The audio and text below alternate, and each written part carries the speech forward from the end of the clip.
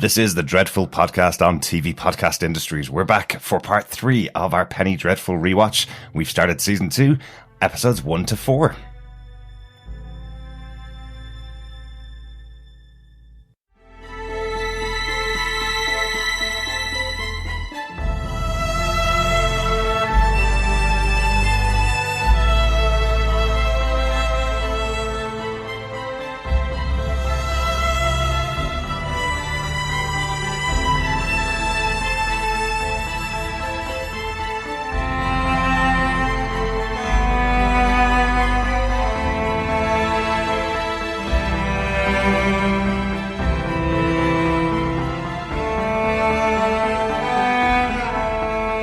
Welcome back, fellow Penny Faithful. This is TV Podcast Industries. We're watching Penny Dreadful Season 2, Episodes 1 to 4. I'm one of your hosts, Derek. Hello there, fellow Darklings or Nightcomers. I am one of your other hosts, John. And rounding up the group, I am your third host, Ray. Welcome back, Ray. Good stuff. I like having someone rounding out the group again. It's always good. Yes, exactly. A triangle.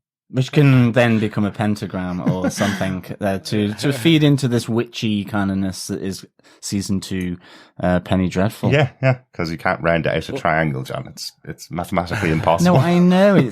Yeah, exactly. Okay, a line. Right. Well, that's just 2. Anyway, forget it. Well, we are very happy to have Ray back with us. We had the last 4 episodes without him, so delighted to have you back for season 2. Did you enjoy the ending of season 1? How about that? How about we start there? It's just, everything about this show from the first time watching it to rewatching it exceeds expectations again. So no, I'm really enjoying it. Really enjoying the rewatch as well, and looking forward to season 2 because it's a very different beast. Absolutely, it really is. And I think I have in my notes that it's just a lot creepier in season 2 than season 1. The idea that we're getting the story of the witches this time, as opposed to last time where we got the vampires, where the villains of the piece and were only seen when they were attacking our main heroes, whereas this time we actually get what's going on in the minds of the villains this season. So. Yeah, I obviously tried to shut out this season for sure, given the creepiness of it, because my memory did not serve me well at all. There were things that I thought happened over a few episodes where it was just self-contained, such as episode 3. I certainly didn't think which is one of my points later on, the dollhouse of hell, came in it so early, as well as the baby autopsy, so to speak. So I was just like, oh my good God. So we have, rabbit feet all around the house. We have we've put a sort of a salt all around the perimeter of the property just to make sure that we are safe. Absolutely. Thank you, Supernatural, for teaching us all of those tricks to protect our home. Yes. Without Supernatural, we would be dead. I am a man of science. I kid you not, fellow Darklings. I really am. But yes, this is a creepy show fest, definitely. Yeah, but I'm sure by now, even as a man of science, you could probably agree with Victor. If you've seen this much stuff happen to you in your life, you're going to agree that a lot is able to happen, right? Yeah, exactly. Right, as we've been doing with all of our podcasts on Penny Dreadful, we're going to kick straight into it. These are shorter podcasts. We will probably talk for a lot longer when we get to season 4 of Penny Dreadful City of Angels, when it starts coming out from April 26th. We'll probably have full hour-long or more episodes about each episode of that show. But as we're doing a rewatch, and as you've all seen the episodes before, we're going to just pick out our main points, the things that we're interested in talking about from each of the episodes. These episodes are being released first on Patreon. We're releasing each individual episode over there, and then releasing the combined episodes on our main feed at tvpodcastindustries.com. But let's get into this episode, season 2, episode 1, Fresh Hell. This episode was directed by James Hawes. He directed some of the episodes in season 1, also directed some episodes of the wonderful Black Mirror. Go out and check those out. He loves directing the dark TV shows, obviously. Once again, starting off season 2, showrunner John Logan is writing each of the episodes this time again. It's always good having the team back together. It's kind of his vision. So seeing what he's taking from season 1 and bringing into season 2 is definitely one of the fun aspects of the show, isn't it? Yeah, you definitely get the continuity, certainly in the writing here. And even with the aesthetic, it's really nicely played. So yeah, it's good that they had his vision for season 2, for sure. Yeah, I think it's so important to have such a consistency and the continuity, because the things that John Logan writes throughout season 2, some of it references season 1 as well. And you don't have that kind of, integrating, information between the 2 seasons if you had a different showrunner or if you had different writers. So the idea that he's got a vision that he wants to portray, and he has this kind of holistic view of how he wants to take where he wants to take the show. I think it's a really good thing. It just ensures that there's a tight kind of, storytelling to it. Yeah, exactly. John, do you want to tell us about the storytelling? Tell us what the summary of episode 1 of season 2 is. Sure. At the Mariners Inn, Ethan Chandler awakes from another of his blackouts to find those that threatened him are all dead. He joins Vanessa for a carriage ride to tell her about the blackouts. He has no idea what happens to him and what he normally finds when he awakens. He's decided to leave London, but before he can even finish his story, the carriage is attacked by 3 female creatures. Vanessa is clearly their target, but she and Ethan survive with only minor injuries. Sir Malcolm Murray returns, and she tells him the creatures spoke the Verbis Diablo, a dead language known as the Word of the Devil, which according to legend is the language Adam spoke in Eden after the devil tempted him. Vanessa says the women were nightcomers, witches. Meanwhile, Dr. Frankenstein is now ready to reanimate Brona Croft and needs only for the weather to cooperate. The creature finds a job at Putney's family waxworks, where the owner, Oscar Putney, is working on his latest tableau, the Mariners Inn Massacre. Elsewhere, Police Inspector Rusk investigates the murders at the inn. We've all had that moment where you're waiting on the weather to cooperate with your grand master plan. Absolutely. Not usually waiting on lightning to reanimate a corpse, though. Certainly at the moment where we are having storm after storm rolling in from the Atlantic. Yes. Was it Storm Hawes at the moment? Yes. Yeah. Oh, wow. So, yeah. Plenty of opportunities there to reanimate. If rain reanimates creatures, then we would reanimate an army by now. Wind, rain, even more wind. Exactly. Well, let's get into our big moments from the episode. John, what's your big moment from season 2, episode 1? Well, I'm taking it really from, I suppose, where season 1 left off, and that is the massacre at the Mariner Inn. But importantly, I suppose here that there is a survivor. You know, we definitely saw on the with the mother and child, as well as the lamplighter and the lady in the park, that, you know, no one survived effectively Ethan's turn in the moonlight. It's so good to be able to talk about being a werewolf now, isn't it? But in this case, I suppose just because there were so many people getting pissed up in the inn that he didn't really do quite a good job of it. So there is a survivor, and we do learn later that it is one of the Pinkerton agents who was after Ethan, Mr. Roper. But I think importantly, what it comes out with this is maybe that there's a bit more focus on Ethan, both in terms of his story, but also, you know, within the episodes, we have a new detective on the case, an Inspector Rusk, who has replaced the previous detective Galsworthy, who kind of seemed to be jaded by it, really. There was that moment in season 1 where he was visited by Sir Malcolm, and I suppose after the Jack the Ripper cases and just the general swigging of gin and general mayhem from the Industrial Revolution in London, that he kind of needs to retire at this stage. But this new detective, the Inspector Rusk, is certainly keener, shall we say. He seems a little more incisive in where this investigation is going to take him. And I quite like that. I mean, certainly we see the survivor on the hospital bed pretty beaten up, or should I say scratched up.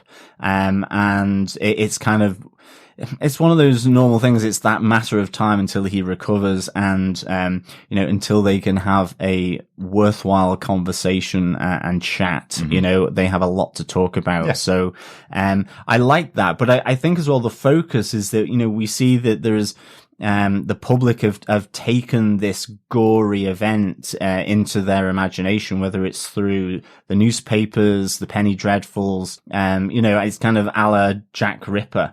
There's nothing sells more than gore and gossip in that sense. And here, the focus of I suppose just the public imagination and the press. And to an extent, we see this then through, the Putney's family waxworks, where Mr. Putney, Oscar Putney, wants to kind of recreate, the massacre, because he sees this as his ticket to increase profits to compete with that blasted other waxwork house of Madame Tussauds. Yes. So we know which one sort of won out in the end. I don't think Putney's still exists, to be honest. I was wondering, you've been to London a few times as well.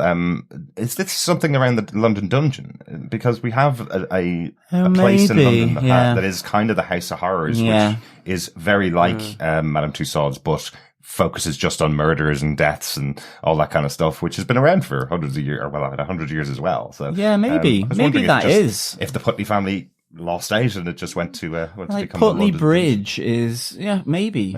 I don't know, but certainly maybe not quite as a recognizable brand as Madame Tussauds. So yeah, the French flair won out really, I suppose in that one. Yeah. But they're recreating this, and I think the other nice thing about this is that Caliban is inserted into the Putney's waxworks, and this is where he looks to get a job. This is kind of his replacement for the theatre.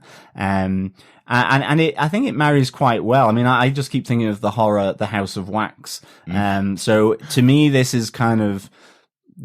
makes sense that Caliban is going to another kind of slightly kooky vocation for himself. He can work down in the basement, away from prying eyes, creating these figures out of wax. We now have another name for Caliban as well. So we've had Demon, Monster, Caliban, and now it's John Clare. Yes, chosen by himself. Yeah, chosen by himself. So just fellow Darklings, if we interchange John Clare, Caliban, Demon, Monster, it's ultimately probably the same character. Do we know where, did I miss it, where he chose John Clare from? Was that just plucked out of nowhere, or was that a reference to something? It seemed to be on the spot because Oscar's wife, who kind of keeps the books and seems a pretty hardy soul. I thought she was the one that wore the pants actually, but then he does kind of, he does sort of reassert his, shall we say, his patriarchy on her. But certainly it seemed like it was straight off hand because he had to give her a name. And she may have just laughed at Caliban. Not too much to talk about later episodes, but there is a moment where he says his name for the first time to Victor Frankenstein, and Frankenstein just rolls his eyes to heaven because it's not as great a name as he would have given to his creation, or even Proteus. Proteus's name chosen from Shakespeare was a great moment for Victor Frankenstein, where he gets that wonderful name for his new creation, and it's like John. What's another word? Clare, John Clare. I'll go for that. Well, John is a great name. John is a wonderful name. So very strong. It's not overused at all. Yeah, it's not overused at all. I think it's fallen massively out of fashion. But anyway, there you go. Very fashionable on our podcast. 1/3 of our hosts are called John. Exactly. I was just thinking, I was wondering if there was like a name tag that said John, or if there was like an eclair on the desk or something that kind of put things together. I have no John Clare. I think he just had to pluck it right there. I think, but I do think I wonder if because Ethan does also take note of this new exhibition that is going to take place at the Putney's family waxworks. And I do wonder to what extent Caliban will become more integral to that company of Sir Malcolm.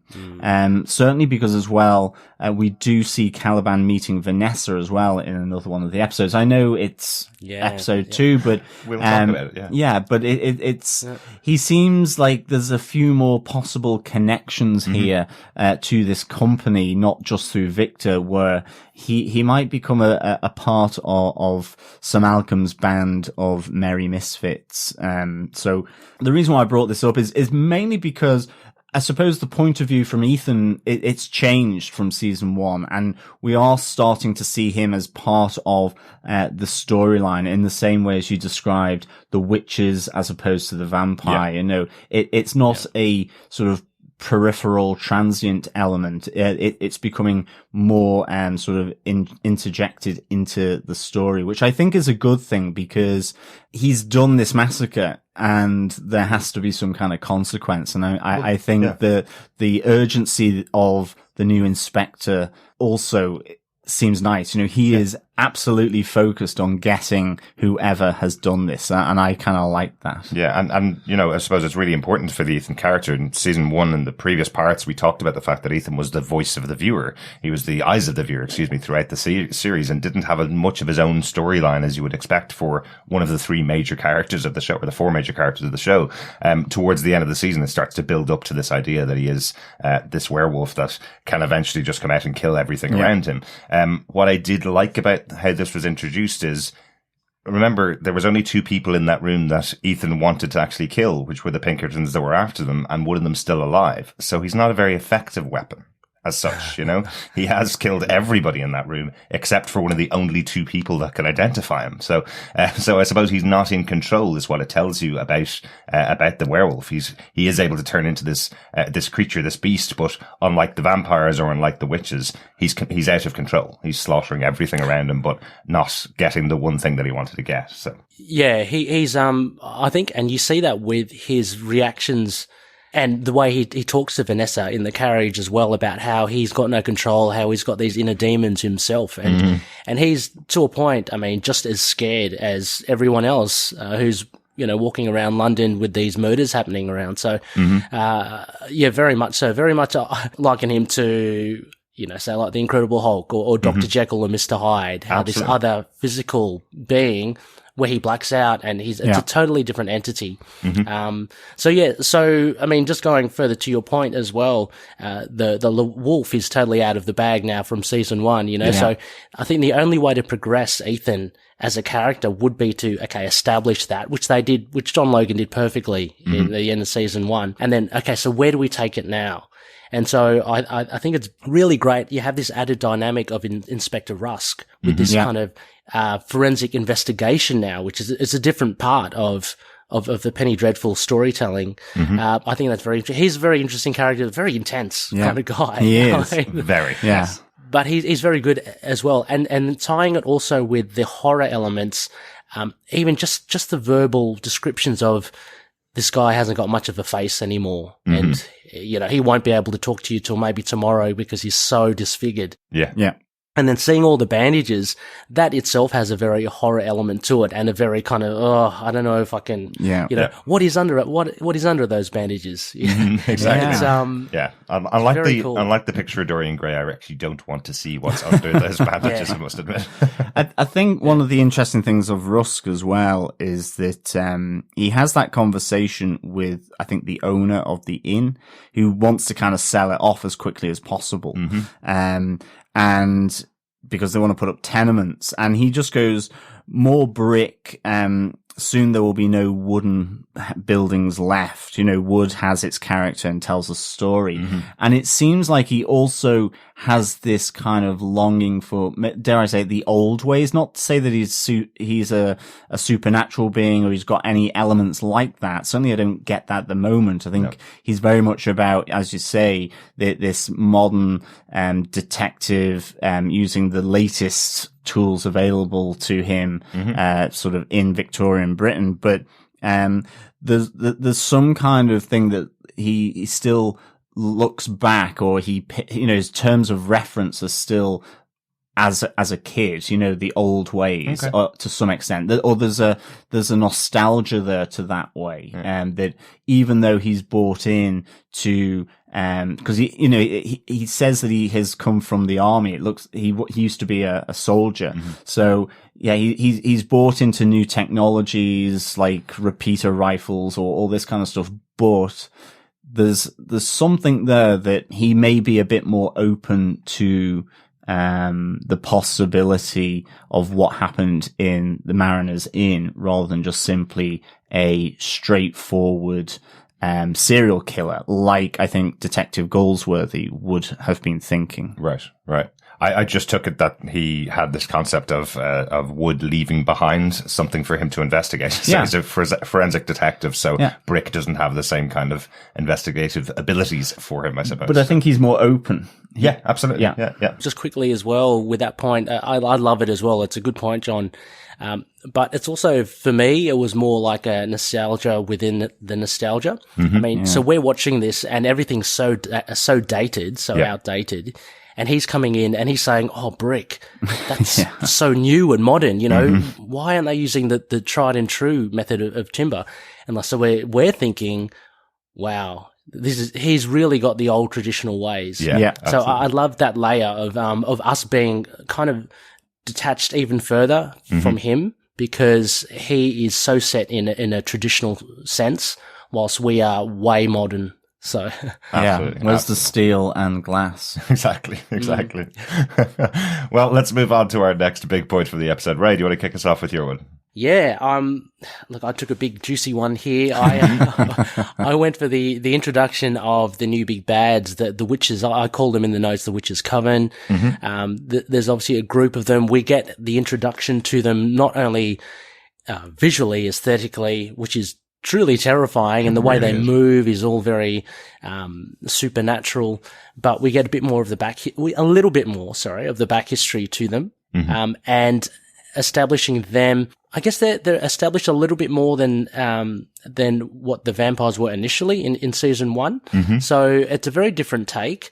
I was about to mention also as well, between season 1 and season 2, there's always a risk of not living up to the standards of the first season, because generally they'll pick the best villain, and it'd be the vampires. So how can we top that? And I feel they're doing a really good job in season 1 in establishing the witches, because number one, they just look as scary as hell. Absolutely. They're talking in a devil tongue in the Verbis Diablo. You get the interaction with Vanessa. So again, there's an immediate connection. I love that bit where she, similar to season 1, where she stands down that creature. She starts speaking in the Verbis Diablo and she freaks out one of the witches. Yeah. And so they kind of leave. So it's again, what is this mystery with Vanessa? What, how is she connected with them? So it's basically that, as well as later on in the episode, we get introduced to, how should we call her? I mean, Madame Carly, she was in the first season. Yeah. She's referenced as Mrs. Poole. Yeah. Now, but she's definitely like the head of the witches' coven. It seems, the introduction of her in that bloodbath, with the dead, I don't know, would have been maybe her daughter or some sacrifice or offering in the front. Again, really does set the tone for these. I mean, looking at it, and in that scene with her and her daughters, they are really, really, really, really evil. They really absolutely are, Like, they really do set a more sinister tone with the Gothic villa, as you say, the bathing in blood of a victim, and also the fireplace made with bones or the bone decorations, the skeleton decorations. It's really weird. It's funny. Derek and I went to Rome and we went into a Capuchin church in Rome where they also made literally everything in the crypt out of bones. Where it was like the altars were made out of bones, the light sockets were all the decoration, the ceiling friezes, and it was just like So, okay, these are witches one step removed from monks, effectively, or the Capuchin monk order. And they're made of the bones of former Capuchin monks. Yeah, so exactly. That's what happens to you when you die. We'll make an altar out of you, kind of thing. I don't know whether I'd sign up for that religion. And it's kind of that thing, I suppose. You know, you kind of think, oh my goodness, this is so outrageous, maybe, or you go, this is, you know, someone's taking this too far. And yet in the real world, fellow Darklings, and Penny Faithful, there are places where this kind of stuff is. And I think that's the thing about it, which is most creepy, is that it's not, too far from reality. I think as well, Helen McCrory, I just love her in this season. The power that she exudes as this head witch is just fantastic. And I do like her little sort of deadly ring that she puts to use on her failed daughter. Certainly that's pretty cool. I think they've all got them probably, but it's a fairly kind of almost like an assassin's weapon. You know, she's kind of this beautiful flower that sort of distracts you, and then the sting of the thorn comes out with a wave of the hand. It is really, really nice. I truly get the feeling that after seeing her performance as Madame Callie in episode 2 of season 1, they kind of went, if we get a second season, she's going to become a major character, because there's only one more scene that we see that character in, and it's at the end of season 1, where she meets Malcolm and introduces herself again as Evelyn Poole, and that the whole Madame Callie persona is just something that she does to earn a little bit of cash, because that's what people expect from her, kind of thing. But actually, Evelyn Poole has a much deeper and more rich history of this show. So introducing her at the start of season 2 as being a much more evil character than we had possibly expected from that little bit of interaction. We knew there was something sinister about her when she introduced herself to Malcolm in that supposedly chance encounter that she had with him in season 1, because she kind of looks after him going, I'll see you again, kind of thing. So so nice how they've built her into this character. I think what's kind of good as well is you get that sense of the connection, and I do like the fact that Vanessa's like genuinely a little freaked out by the sense that she is getting. You know, she gets in the park where you see Madame Callie sort of directing enchantments towards her, and you know, she's frightened, I like that conversation that she has with Sembene, where she asks, do you believe that the past can return? And he just is like, I believe it never leaves us. It's who we are. And of course, we see that in episode 3, then just that connection, I suppose, with this coven, although she doesn't know that yet. So I like the fact that this is kind of really freaked her out from her past, in terms of, you know, it's reignited her being able to speak the Verbis Diablo as well, that it's kind of almost taken control of her a bit. All these things are kind of automatically kind of coming out from her. And I think in the carriage, it kind of startles one of those nightcomers as well, where they're like, oh, she's speaking to us. Wow. You know, finally I can have a conversation in my own tongue, without, not just with my sisters kind of thing. Want to go for a coffee, Vanessa? I don't know. And also as well, the tying in with the religion as well, to give in a bit of to grounding it a little, in the sense that, I love the fact that you see the witches with, is it the devil's claw? The marks of the devil on them as well. And so that ties in with Satan. And also the Verbis Diablo, which was a corruption of the angelic speech. So it all talks about that and links it to, you know, the angels and devils. Is very cool indeed. At the end, and we also know that, you know, they are witches and they do dabble in stuff, but they're not just like, stirring a cauldron and cackling away. There's a lot more to them, and they serve a master, right? And so we're getting a sense of an even more evil master even more so than, in season 1. This is like Lucifer himself. This is the devil. So you can't get any more evil than that. Absolutely. There is part of me that wishes they were just stirring a cauldron, to be honest, because they are a kind of, level 11 in terms of freakishness, for sure. Yeah. On the Verbis Diablo as well, Ray, I really like the end of this episode where you have Vanessa praying in Latin to the cross with the candles, as she's kind of thumbing a bloody scorpion sort of image on the floor. And sort of counter to that, you have, Madame Kali or Evelyn Poole, giving her own prayer to Lucifer as opposed to God in the Verbis Diablo. I thought that was really nice touch. You got the sense that somewhere, probably over Hyde Park, that this mystical energy was battling in terms of the force of their prayers or something. I thought it was quite good. Yeah. To be honest as well, I had to smirk a little at Evelyn Poole when she was chanting, just when her eyes kind of rolled back and she kind of went cross-eyed. It did, to me, it looked a little funny. It kind of broke the tension a little. But I mean, of course, the overall effect was there and what she was doing, and a good ending as well, similar. Yeah. One thing I will say about the carriage scene, and similar to yourself, right? There's a moment when Ethan and Vanessa are having their conversation in the carriage, and they hop in and they go for a drive around the city of London. As we talked about before, this is filmed in Dublin, mostly in Dublin Castle, which is a very small cobbled area of Dublin. And I was kind of wondering, what are they going to do here? Because they can't go very far, because there's only like a small square in the center of the city that has a cobbled street. So I was looking at the back. Honestly, I was a little bit distracted. I was looking at the back while they were having this conversation, and I was going, they're gonna do that green screeny thing where they have some background street of London projected in the background as the carriage is going on.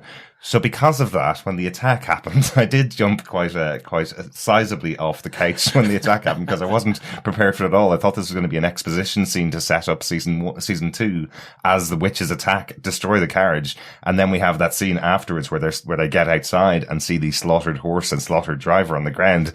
It was shocking and fantastically done to just be distracted by a moment of exposition and then have the slaughter going on outside. Really good. And they also, the Nightcomers have the reverse Jim Carrey, superpower from Bruce Almighty, where instead of sort of going back and getting undressed, they actually can wear anything they want. So they start off naked and their clothes kind of form around them. I like it. Yeah. I like it. I also like they can kind of appear however they want to. I think that's a really cool superpower. Yeah. Let's close out with the big moments for season 2, episode 1, with probably another one of the biggest moments from the episode. There's actually 3 main points, which just really works well for these episodes when there's 3 of us on board. Because the final big moment is Victor bringing back Brona. Brona is one of the characters that we all loved in season 1. I think I can easily say that. She's a great character, played by Billie Piper, with a very tragic story as she dies at the end, or is murdered by Victor to be brought back to fulfill his promise to Caliban of creating his bride. What I love about this is the twist in it, which is that Victor is possibly not bringing her back for Caliban. He is possibly bringing her back for himself in some ways. There are some very creepy moments as he talks to the corpse of Brona, saying, I'm going to really miss these conversations that I'm having. This is not a dialogue. Yes. It's a bit of a monologue from you, Victor, talking to the dead body of a victim. Some very creepy moments as he touches her body, as he's waiting for the time when the weather's going to be right to bring her back alive. I guess we're going to be sending these 2 characters on a collision course, Victor and Caliban, over the heart of Brona, I suppose, as we go on through these episodes, because it seems like he may not want to give her up. I think there's a mention in season 1 from one of the characters, Vanessa, I think, mentions that she thinks that he's a virgin, that he's never had a lover before, and in this season it feels like he is kind of transferring that emotion a little bit towards this innate body that isn't able to have any kind of dialogue with him, that is only there to serve whatever purpose he is trying to put into it, I suppose. a way to describe it? He just seems very, very creepy about this relationship he's having with the corpse. But it is quite a big moment. I mean, and just the fact as well that he's the one that killed her, like Bryna Croft, and so he's found this attraction in her dead corpse now. Yeah, and I guess it's that power thing as well of he's actually bringing her back. So that might be all kind of wrapped around this idea of this infatuation with her, and also this opportunity for him to explore this side. As you mentioned, he's a virgin, and he has this kind of budding attraction towards her. But very, I'll put it in these notes as well, very, very creepy indeed. It's a very, I don't know, it's a little bit of a swerve for his character. He's always been a little unstable, like in season 1, but this kind of really takes it further. Very much so, very much so. I think the character is probably described as someone that has more time for the dead than the living. He enjoys his time around the dead creatures and the science that he works on, rather than his time around explaining it to people who don't understand what he's involved in. But definitely taking a bigger step for Victor in season 2. Yeah, I mean, it's kind of I can't see it ending well between Bryna and Caliban at all, to be honest. I think there's something there where Caliban thinks that this is being done for him, and I'm not entirely sure that Victor is wanting to do it for him. You know, their relationship is rocky anyway, so it'll be interesting to see how that kind of progresses, to be honest. Again, I think, you know, I like the kind of the fact that Caliban says good night, creator, you know, to the man of science, and not wholly so, but,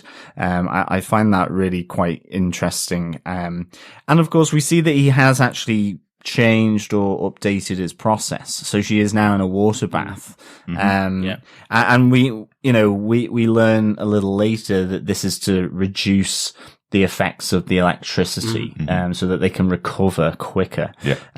Because when, you know, the lightning comes and the storm finally arrives, I find that a really kind of great moment. It's really energetic. It really kind of mirrors the idea of lightning, with the two of them rushing around to get all the connectors done, that lightning in a bottle element.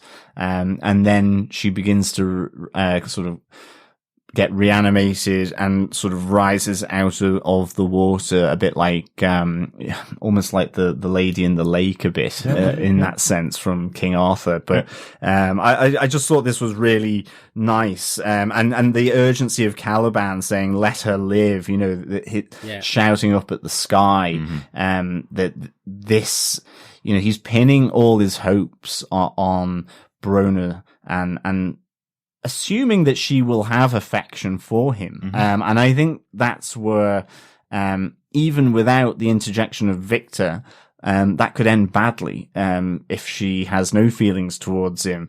But there's something suspicious around Victor, certainly with his pre-animation sort of, behavior around, Bryna, to suggest that, yes, he's doing it. It looks like he's helping Caliban, because otherwise he'll be killed, or people he loved will be, but he's not totally on board with helping out his first creation. I found there to be a little murky, as you're mentioning there, John, because it isn't as clear cut as you mentioned as well. It was funny. I was thinking as you were recounting it, he did have those monologues with with Bryna's corpse while she was in there, but at the same time, he does ask Caliban, John Clare, you know, if I do this for you, will you, you know, does that release me from your constant stalking? So it seemed like he really wants to do it for Caliban to kind of get him off his back. But at the same time, he's kind of doing it for himself. So there's a little bit of conflict there. Exactly.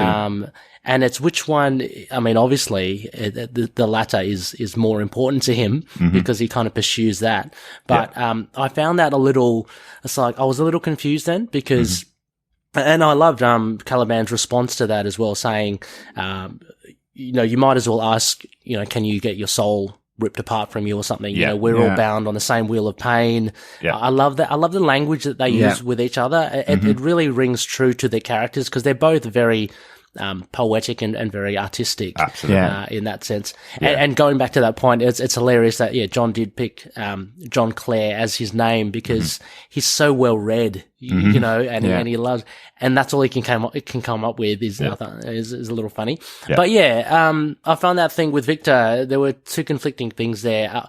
I think John Logan's done well to kind of balance it, but like in retrospect, thinking about it, it does potentially conflict with each other. These thoughts of Victor. It's almost like Victor wants to do it and get it done, so he gets Caliban off his back, but he certainly doesn't want to make it easy for Caliban with Brona. It's almost that kind of, it's like a spiteful, it's like, I've done it, there you go, right. Now she's yours, good luck with that kind of thing. But I do think Caliban's response probably does influence that. As you say, Caliban responding, saying, what would Frankenstein be without his monster? I'll be here and I'll always be close no matter what you do for me, kind of thing. Like if he'd said, I'll create your bride, you can take her, and off we're going to go to Spain and we'll leave you alone. Maybe Victor Frankenstein would kind of go, actually, maybe I have an impetus to do this now, but all that's going to happen is they're going to be living down the road looking in on him every day. That's not great. Yeah. Why Spain? I don't know. I was like, ye oldie Costa del Sol? I don't know. I actually think Ethan said that's where he was going to go, didn't he? Is that one of the places he said he was going to go to Spain and then to Romania, I think was the two places. So it was in my head. I was thinking Nice, maybe. Maybe. Off to France. Everybody fits in France. It'd be grand. That was it for my big moment for the episode. Guys, any other notes that we haven't talked about for episode 1? I'm sure there's hundreds. First off, I mean, I thought the opening to the season was brilliant. For me, there was a lot of kind of, I don't know, metaphorical meaning to it because it's not really focused on like the snow and the weather that much other than the very beginning when Vanessa's walking through that beautiful pure white snow. Yeah. And to me, it's symbolic of after season 1, there's been a certain level of closure and resolve. But then we see Evelyn Poole start kind of chanting away and kind of messing up with Vanessa. So I just thought it was a very beautiful opening. The way it was shot as well in that white snow, it was just really nice. Beautiful. Yeah, really, really good start. It's like a new clean slate, I think, would be the way starting off a new season that way. And I love that it doesn't take long. It's only about 30 seconds. And then suddenly you have Evelyn Poole chanting in the background going, I'm right here. Yeah, exactly. Very cool. John, anything from you? It was just, I suppose, to close out season 1 a bit, actually, that Malcolm and his wife Gladys do bury Mina, and that they are still both married, importantly here, that Malcolm's still married to Gladys, but in no way, shape or form is this a loving marriage. I think she certainly makes that clear where she goes, we have no more children for you to save or kill. And, both Peter and Mina now 6 feet under. John Logan could have done a zombie Penny Dreadful season 3, where Mina and Peter come out to haunt Gladys and do the zombie apocalypse in Victorian Britain. Maybe. That would have been kind of interesting. I have a feeling that they're still haunting Malcolm. Well, no, exactly. And that was the only thing between them, was their children, I suppose. But that they are together because, again, they're, even though we've talked about things like the brothels and the illegal dogfighting previously, there is still a social acceptability here, and to prevent perceived or real slight on their names, they are staying together for social status, effectively. And I think this is something that definitely comes through again in these first 4 episodes, which I found really interesting. That it's that contradiction in Victorian society of this quite moralistic, very old school now, as we would see it. It's almost the idea of dowries and marrying into land and titles and wealth. And we have a lot of that still here, and just the social restraints that puts on people. Yet at the same time, there is this exploration of more narcissistic and sort of activity is less constrained by the parables of the New and Old Testament, I suppose. I like it. Yeah, I think it's one of those things within Victorian society that you can basically do whatever you want as long as it doesn't affect your standing in society. So you can set up a dogfighting ring if you want to, as long as the regular public don't know that you've just done that kind of thing. Exactly. So it's a very intriguing look back at the time. Yeah, I mean, I find Malcolm such a complicated character. Just there's so many layers to him, so many contradictions to him as well, and a large part of it is, as you mentioned, this social standing, him remaining true and being bound to be married with Gladys, although there is no love. He mentions it time and time again. There's no love between them anymore. That's effectively just dead, and the fact that he has been out to save his children, yet he's the one that's killed them. It's such a strange thing to try to get your head around what is going on inside this guy's head. Because there is a sense of duty that he has, but there's also a sensibility that he has as well. I mean, like with Mina being what she was, so he had to do that. So I don't know. I just find out of everyone, he's the most complicated to really crack and to. I'd hate to be him. Out of all of them, I'd hate to be kind of him. Yeah, I'd say. Right. And I think as well, it just that relationship, even though it's very peripheral, is probably really important because we do have Madame Carly in her den, I suppose, her coven, saying, sort of giving the orders that she will go after Vanessa and Sir Malcolm, whilst her daughters should focus on the lichen of Ethan.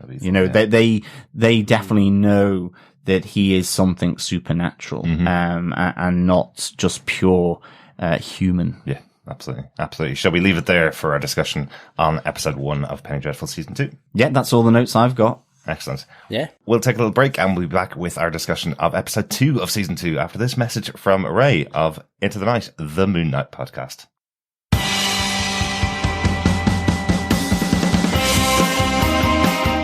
Hi, I'm one of the High Priests of Khonshu, Ray, and I have the sacred privilege of providing you, the loony listener, with a podcast honouring Marvel's very own Moon Knight. So join me and a host of others at Into the Night, a Moon Knight podcast. Follow us on Facebook, Twitter and Instagram, or support the show by becoming a Patreon member.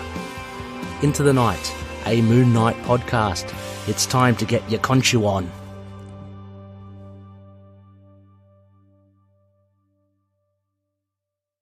Welcome back, fellow Penny Faithful. This is Derek on TV Podcast Industries. We're talking about Penny Dreadful Season 2, Episode 2, Verbis Diablo.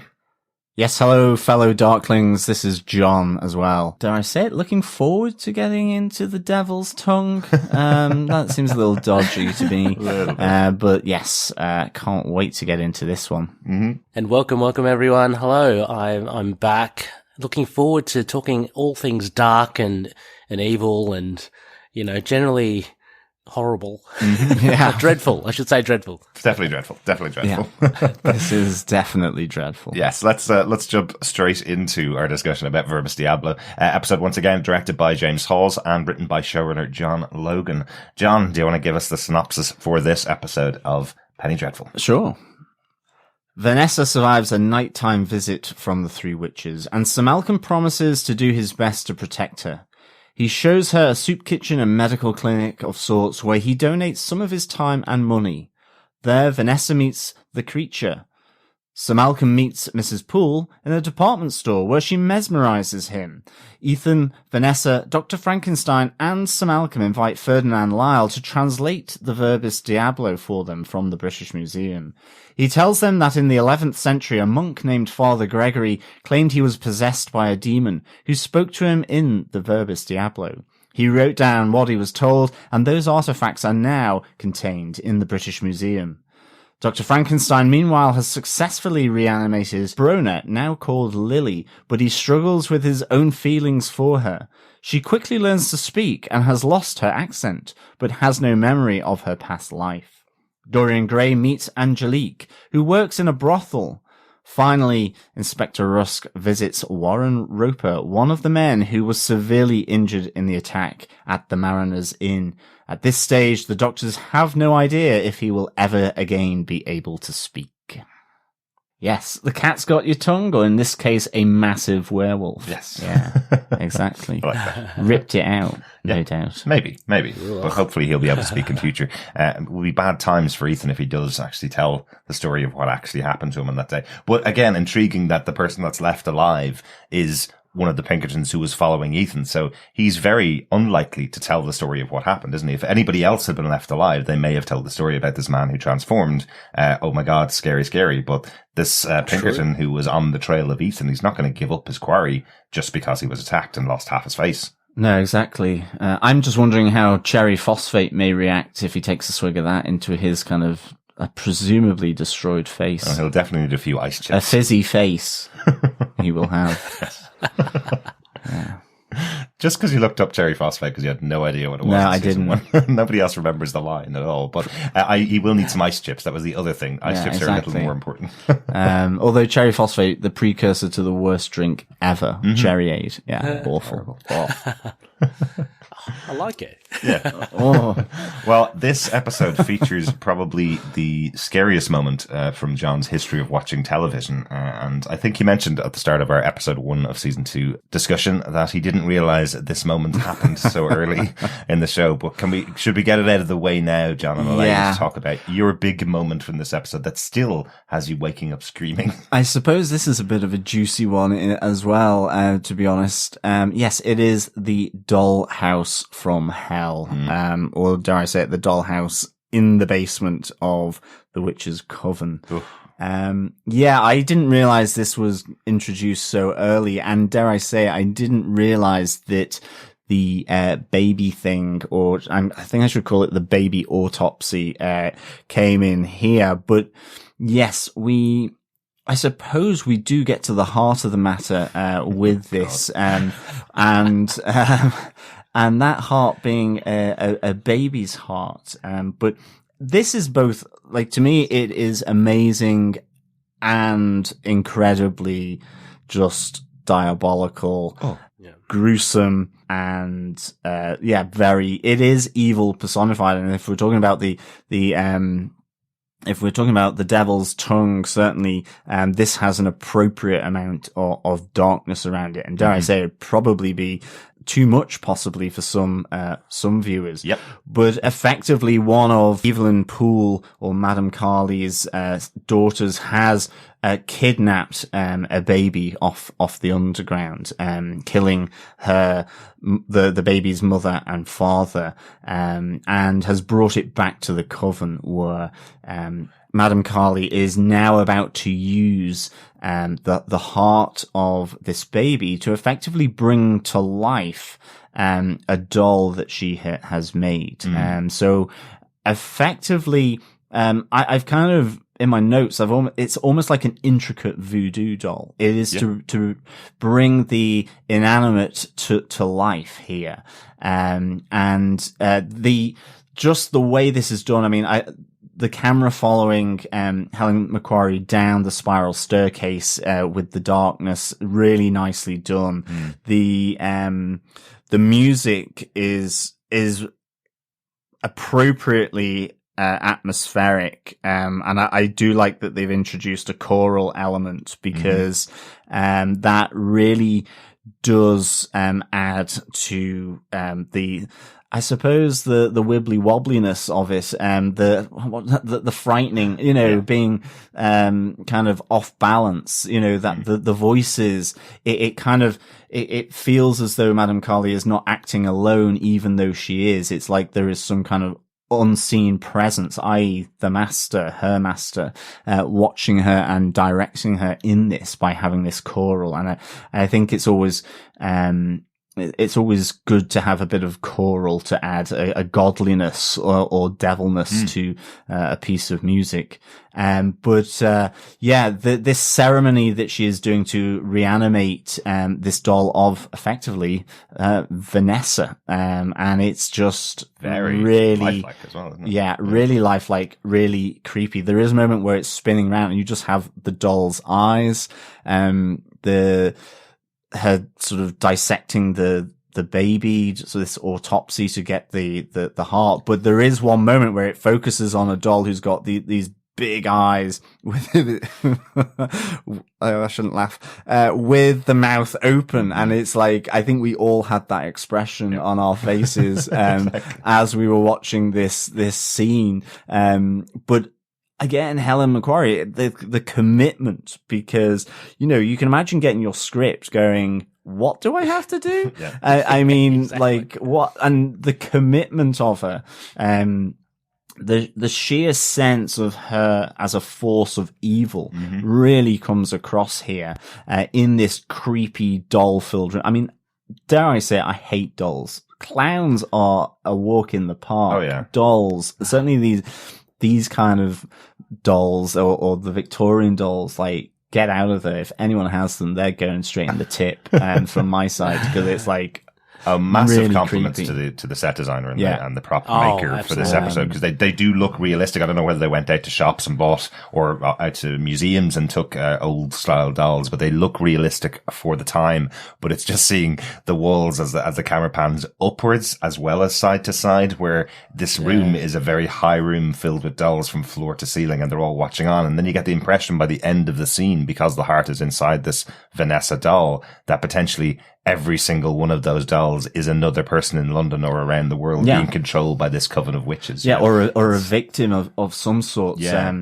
I think as well, just that final moment, which is right at the end, where Vanessa kind of almost takes a stumble forward and a breath in, as that connection is made between her and this doll, which is now under the control of the witch coven, is really interesting. And I mean, for Madame Carly as well, she seems to despise Vanessa. Yeah. And it's maybe because her master favors Vanessa above her, and she realizes she's having to do his bidding to effectively replace herself almost, maybe in the food chain, or at least put someone a peg higher. So you really get a sense of hate from Madame Carly towards Vanessa here, and it being done in this doll form as well. You just wonder what she will do. But as I say, it is almost like a voodoo doll, I suspect. I'm expecting pins or whatever going into it, or whatever she's going to do to it. Yeah. Kind of really does take it to the next level from the voodoo dolls as well. Like, you expect it to be just like a stuffed doll with some pins, as you say, John. But true to the age, when she opens up the doll, there's a lot of mechanics in there as well, and she actually connects the baby's heart to all those mechanical bits and pieces in there. So it's a lot more complicated than just your run-of-the-mill voodoo doll. Yeah. One of those things. We all have them. Former bosses, Exactly. But it was so good, as you say, Derek, as well. The way that the set designers arranged the order of them as well. I don't know about you, but each time I was going, oh my gosh, that was scary. Yeah. Oh god, that's even more terrifying than the last one. And it got progressively worse and more horrifying as we went along.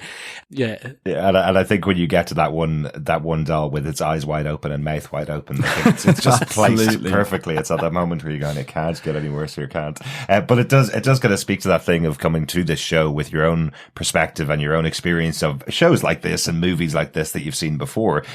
I certainly expected that what was happening here was they were effectively going to adopt the baby into their coven for some reason. I didn't think it was going to be a sacrifice and take the heart out. I thought they were stealing the baby for a purpose. Maybe raising it within their coven was kind of the idea that was going through my head. Yeah. So when it happened, when she arrives with a brown bag that's closed, I suddenly realized, oh, okay, that's the dead baby that she's brought with her to this. I location. just kind of thought they were going to eat it for some reason. Yes, just because she'd been bathing in blood, I was like, this isn't going to end well for this little thing. But even eating it, I don't know. Well, that's going to sound really bad. I'm trying to work out how best to say this. But even if they were eating the baby, I don't think we would have gotten the scene of the baby dissection that happens, which I do think is still massively shocking. I'm a horror fan. I've watched a lot of horror movies and I haven't seen something like that in there. And I do think this may have been a moment in season 2 where casual viewers of Penny Dreadful who kind of can dismiss the horror in some episodes, that might have been a moment where they went, whoa, okay, too far. Yeah, absolutely. I suppose again, it's the idea of infanticide anyway has been a part of culture as this old sect. The use of sacrifice as well for what you would think of as being a spiritual, adding to a spiritual plane or for appeasing the gods. It's something that's not, I mean, this did seem like a sacrifice, but to an end of sort of control. And I suppose sacrifice, whether from the Aztecs and from all the Egyptians, these routine ritual sacrifices was about controlling the population. Here it's more specific and more supernatural, but again, not to say that it isn't shocking, it is, but it's something that is not unusual. Well, this is, but the killing of a baby for some kind of sacrifice, or a newborn, possibly. I think another show would have just dealt with it in dialogue. I think that's maybe. Did you kill that baby? Yeah, we did. Grant, move on. Yeah, so that's true. I mean, when she had the baby's body out there as well, I was thinking, how far are they going to take this? And when she took the knife out, it's like, wow, I'm sure this would turn off many, many casual viewers. It is, I wouldn't say crossing the line, but it's pushing the boundary. It really is. For kind of horror. And again, well done to the actor for doing it. I mean, it's a very strange thing to do. Definitely. Dare I say it as well, Ray, that in terms of your main point for this, I was there going, I really want to do the lighter-hearted part of this rather than the other heart part of this, which is the teeny tiny baby heart. The darker heart. Well, speaking of which, Ray, do you want to take us on to your main point for this episode? I picked this one because this one threw me. I mean, I have watched the series before, but it's been a while, so I kind of forgot. And again, Ferdinand Lyle actually in cahoots with the Witch's Coven. I thought, wow, okay, here we go. He kind of lost a little bit of respect from me as well, because I was enjoying his character so much, and then it's like, no, you can't be doing this to the team. But we find out from Evelyn Poole that they have some stuff on him that threatens to reveal. Nothing's really divulged, but you get the sense that there are a lot of, photographs or some sort of evidence of something outside his marriage. Yeah. Quite a lot of things outside his marriage, I think, is kind of what comes across. It's, I think when they say they have photographs, it's just, you see one of them going, so many photographs. Like, you were so indiscreet. I think it's just one of those moments where it's like, if you didn't want this to be found out, you really should have taken one photograph, not hundreds. I think I love that he does pluck up the courage to sort of counter Evelyn Poole here, but it's around his hair color, and she just laughs it off. And it's like, my hair color is natural, and she just laughs. And I just thought that was great.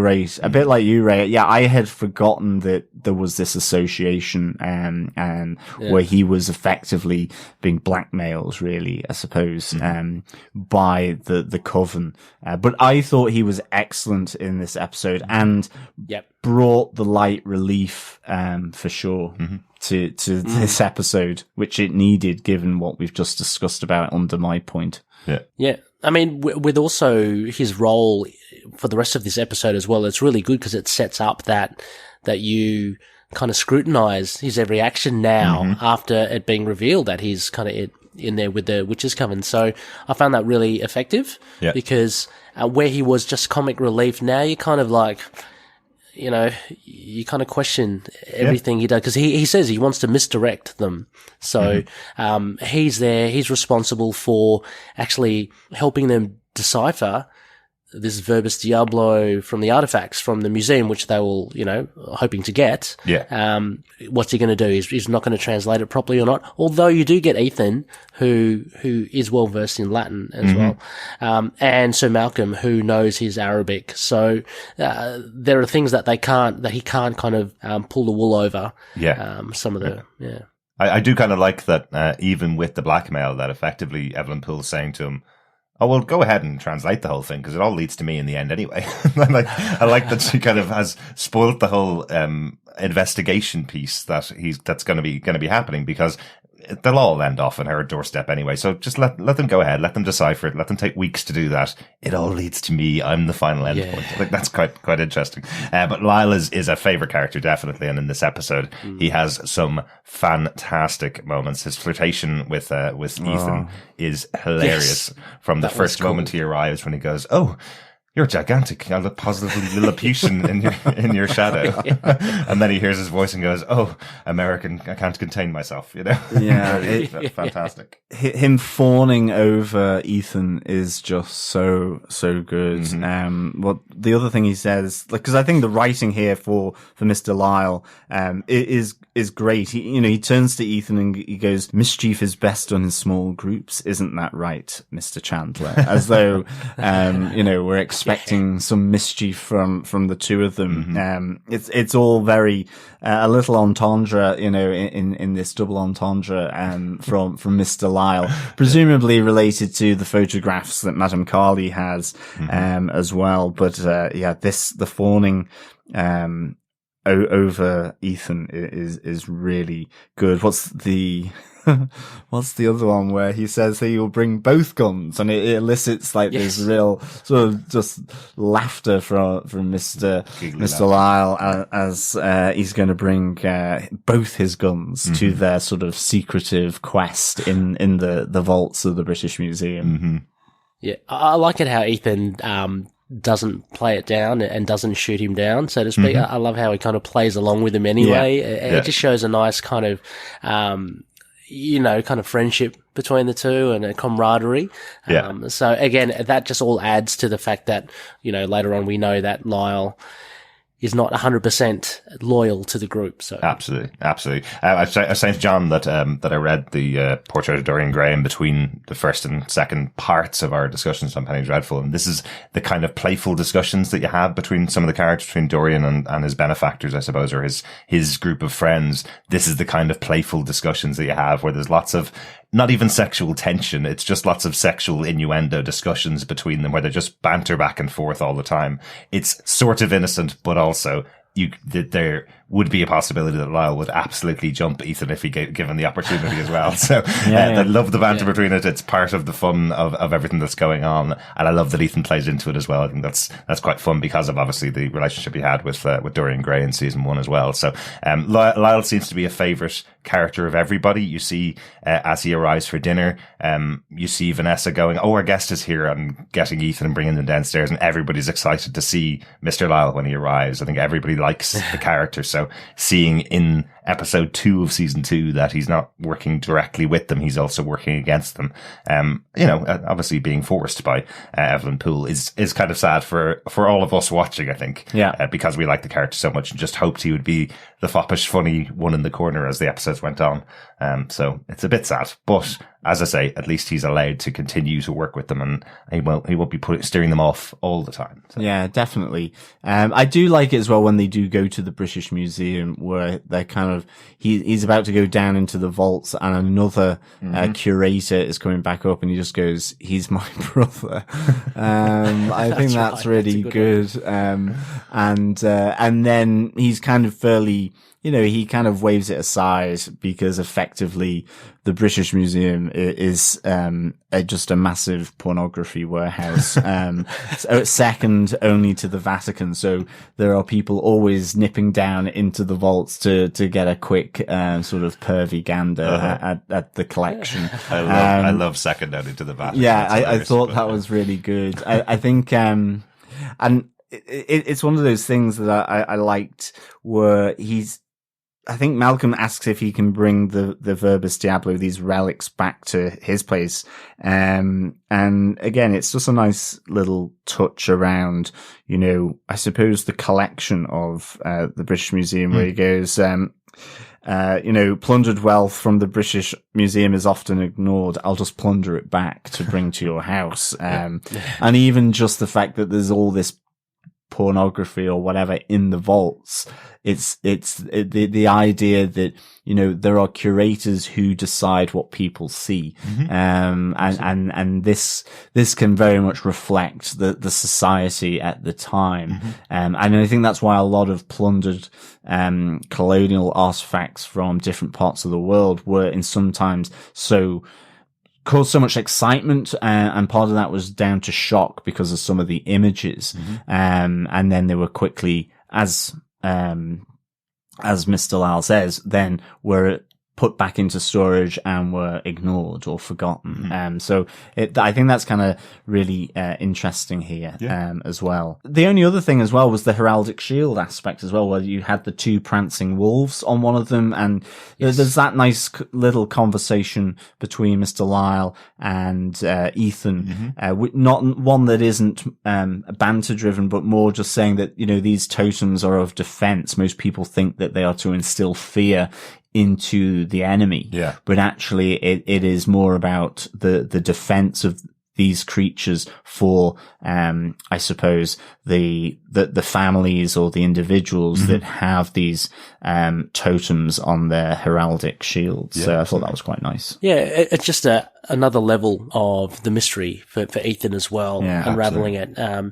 And him telling about that story about the timber wolves as well. But it's good. It's I like how they they add little bits of this just to give you a little bit more sense of Ethan. He's not totally forgotten with his. I mean, he's got a big role in this season, but absolutely. But how everything ties together. I mean, everything's really well integrated. So yeah, I love that. I love that scene. Yeah, John, that guy, the look on the guy's face when Lyle says, he's my brother. He's skullduggery's not my forte. I'm not into this. It is. It's the other thing I've forgotten when they're talking about the shields and the totems. And he goes, I looked up my family totem. It was two interlocking fish on a field of lavender. And it was like, it could only be that. And he goes, fish. He's kind of like, why fish? The power of fish on a field of lavender. Oh my goodness, that I just cracked up. I thought that was hilarious. Is this where I tell you that my family crest has got a fish on it? I know it does, but not on a field of lavender. You've also got a bloody fist. We do have the red hand of Ulster on our family crest as well. There you go. But no, a really good scene. I did get the impression that this may not have been the first time that somebody caught Mr. Lyle going into the bowels of the British Museum with somebody else that he may not have been taking with him. So I did see the reaction of him being called his brother and he kind of going, you could have said friend or cousin or something. This guy is definitely not your brother. Is that it about Ferdinand Lyle? I know it's a shocking moment that he's working for Madame Callion or Evelyn Poole. Is that it about that point, right? Yep, pretty much. Good stuff. I'll go on to the other moment in the episode, and I think we've talked about the poetics of the character of Caliban before. The moment where we have Vanessa and Malcolm going to feed the poor and sick of London, I think is a really good scene because I like the essential idea that Vanessa needs someone to take care of her because of everything that's been going on. She feels like she's going completely crazy, I suppose. She asks the question, is this what is crazy? Your deepest, darkest fears coming out and living in the world. And I like the idea that Malcolm goes, well, if you need a little bit of sanity in your life, go here and be selfless for a while. I think that's a really nice touch.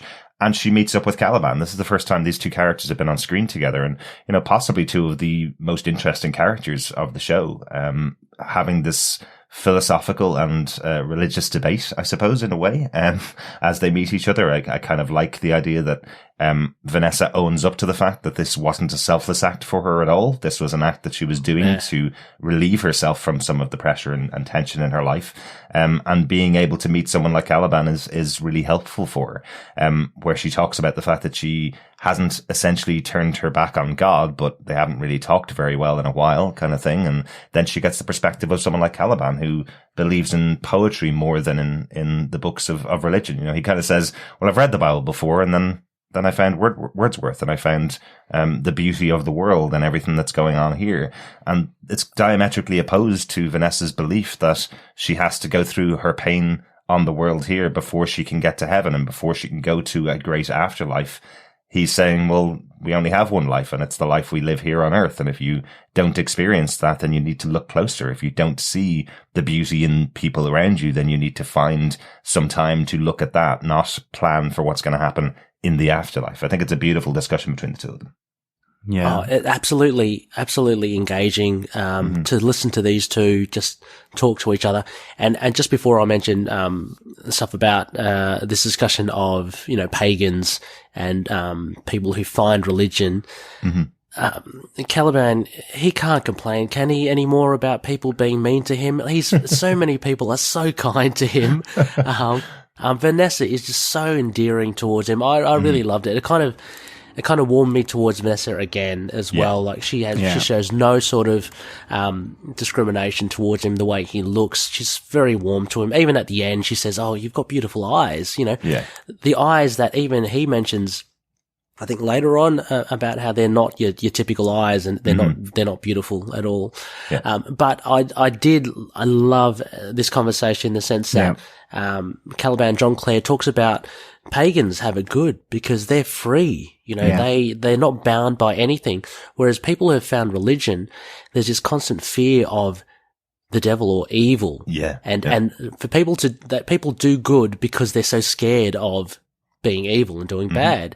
And so you can kind of understand where he's coming from. Yeah. And the way he puts it is just so well put as well. And they just bounce off each other really well. I really enjoyed this scene. Yeah, it's really, really good to see the two of them, isn't it? I wonder if that thing with John Clare, with Caliban, I wonder if that opinion he has about the other humans, it is kind of, well, it's obviously motivated by what happened to him with Victor, that he was left alone to survive on his own. And while he has met some lovely people and some people who've been lovely to him, there are other people who have it out for him. Even his new employer, we see that he's going to be using him in his exhibition at some point in the future. That's why he's employing him. But to his face, he's very polite and very nice and gives him a great job. But behind his back, he's going to become a feature in the future, possibly. So that's an intriguing side of the people that he meets. Can he really trust the face that people are presenting to him? And I think part of the opinion he has about being a pagan means if you want to treat people well, you treat people well, and you get payback from that.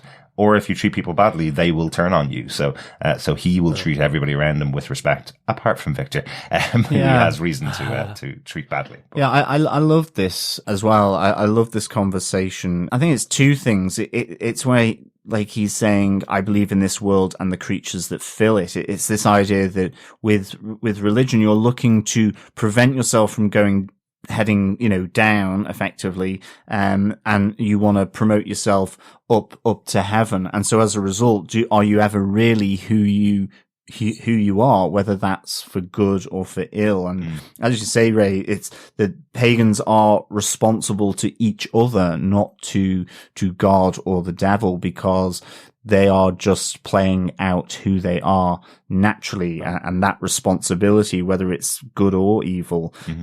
So I really liked that. And I thought the quote that he does here from William Blake, William Blake is a massive character around art and poetry in this period, exploring the idea of religion through his artwork and through his poetry, which Caliban quotes here. For me, again, with Madame Kali's master, you know, the number 666, the artwork at the back of the devil used in the Hannibal series, is massively, influential and well known, as well as God coming out from behind a sun. You know, two massive, sort of pictures, around religion. And then his poetry here saying about finding these heavenly things that we quote around the Bible in the day to day from his poem, Auguries of Innocence. Right. So like, this is a really nice quote for me, because I think Blake is like really interesting in terms of what his philosophy, and he was massively influential, at that time. So yeah, I thought this was lovely. It really kind of connected with me, actually. Yeah, definitely. I do remember that painting now. I remember the episode of Hannibal that it was used in. It was a fantastic like painting, really important to the show to have that kind of thing. And it's great that they've pinned part of this episode on that as well. So very cool. Very cool. That's it for my big point. Any notes that we haven't talked about? I have one, just because I want to call it out. Brona, without her Northern Irish accent, getting her London accent. I do wonder, remember we said when we talked about Billie Piper in season 1 that it's not as bad an accent as we remember when we saw it first, her Northern Irish accent. But I do wonder, after the episodes had aired, did they kind of say, well, when she comes back in season 2, we can allow her to speak in her normal accent, so she doesn't have to do the Northern Irish one again. Exactly. I wonder if there was a bit of a reaction from the public who'd watched it or something. But I certainly didn't think it was as bad in season 1 this time around as I did the first time I saw it. So I just thought it was interesting they made that choice to give her a London accent again. Yeah. I speak like you, creator. You know, I kind of like that. Of course I do. I speak like you because you created me and I'm only talking to you. So. Yeah, she's very well pronounced now. Yeah, I think that's a really good, I mean, if that was the case, Derek, I think that was a really good cover up and a good save by the writers, and just saying, because it makes sense. And I bought it as well. And it actually furthers her becoming a completely different character, which is like her new life. So, it works well. Yeah. I thought it was interesting calling her Lily.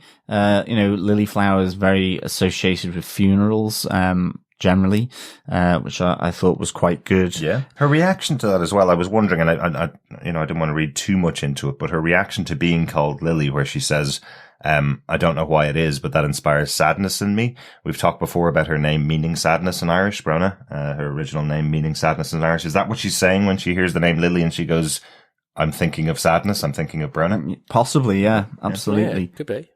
Yeah. Big note I've got, I kind of, with all the scorpion stuff being, and we see it at the start of this, where, Vanessa's sort of painting the scorpion with her own blood on the floor, and we see it again here. So I decided to have a quick look into the scorpion motif, because it's not just from this episode either. She did have a necklace from season 1, as well with scorpions on it, but we see it in episode 1, this episode in episode 2, and then in the next episode, there's other versions of the scorpion done by, the cut wife of Ballantrae Moore.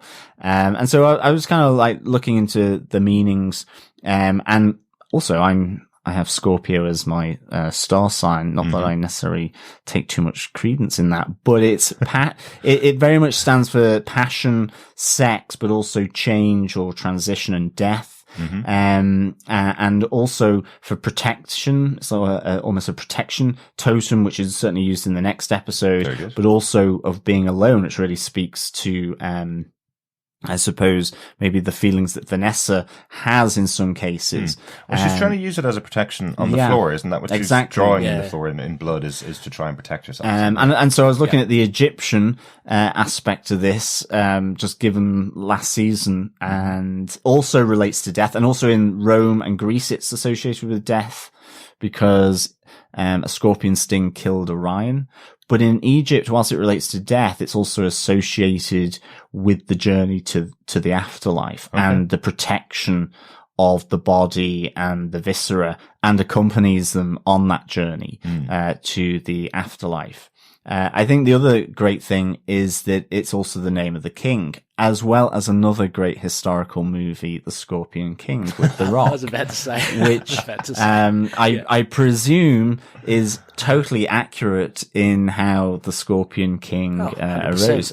Yeah, the only thing inaccurate in that movie is the special effects to stick his face on top of a big scorpion, which is awful. I still remember how bad that was. Can you imagine that, being king in Egypt with like a stingy tail and some big claws? Yeah. Until the giant boost comes along to step on you. Yeah, exactly. So very interesting. Yeah. So I thought that was all, it's pretty interesting, because it's certainly a big feature it's brought more up front, I suppose, in this second season, compared to the first. So, I thought that was, I thought I should do a little bit of reading around that. Yeah. I like it. Ray, anything from you? Any notes that we've left out? I had just one on Angelique as well. I thought, she was a very interesting character, very consistent, I guess, with Dorian's excesses in the fact that, this is more of a obvious translation of Dorian being drawn towards someone who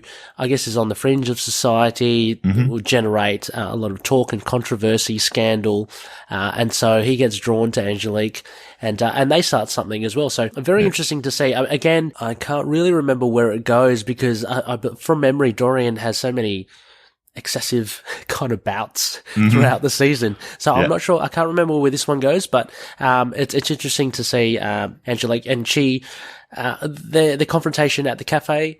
There's a nice little dialogue between the two, just getting to know each other. Yeah. I love the dialogue between the two of them. I like that it's still connected with Dorian, looking at the photograph of Vanessa as Angelique approaches. Yes. Angelique, no surname, as she approaches, I love some of the banter between the two of them where Angelique says, I tried coyness once, I just couldn't carry it off.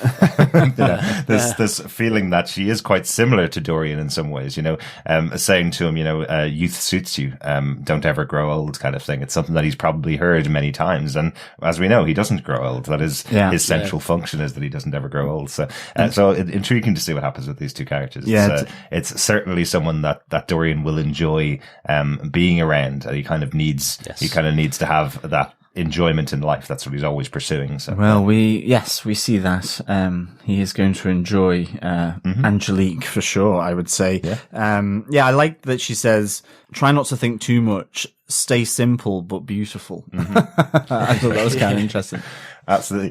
One note that I have as well, that I thought was quite interesting in here. How old is Evelyn Poole? Because there's two comments that she makes in this episode. She says, when she's with Malcolm going off shooting, she references not being this happy for eons. Eons is not something that many people would say. They'd say, I haven't been this happy in years, but eons is a very specific word. So definitely. You wonder, is she, 1,000 years old? Is she another person is this why she's sacrificing things to keep up her own youth? Is she another person that has transcended time? Well, she's a good aim on the rifle range. She certainly beats Malcolm. I love that. Also, just inquiring about how she may get further acquainted over the shooting of these guns. It was a nice little conversation, very pointed between the two of them, which I thought was good. Yeah, absolutely. Great to see a bit more of Malcolm in there. My last note for the episode is just because the episode is called Verbis Diablo. I had to have a look at that. It's obviously not a real language. It is made up for the show, but it's created by David J. Peterson, who created Dothraki and Valyrian for Game of Thrones. So, oh, wow. Yeah. So what he does say is that it's impossible to teach, because it's supposed to be something that lands with you from Satan, from Lucifer, when you hear the voice of the devil. So it doesn't have a structure to it the way most languages would have, but he's developed a sort of structure around it so that the actors can at least speak their lines, but you couldn't translate it into English. That's the way he created it. But I love that it's someone involved in Game of Thrones who's that's great. Very heavily involved in that. Yeah. I mean, hats off to the people that do the subtitles to that then. So they must know. Exactly. Maybe they're just being spoken to by Lucifer when they're writing the subtitles. Exactly. Is that it for notes on episode 2? The only other note I've got is and I think you brought out in your point, Derek, just that change in Malcolm and Vanessa's relationship from last season. Yes. It's a bit.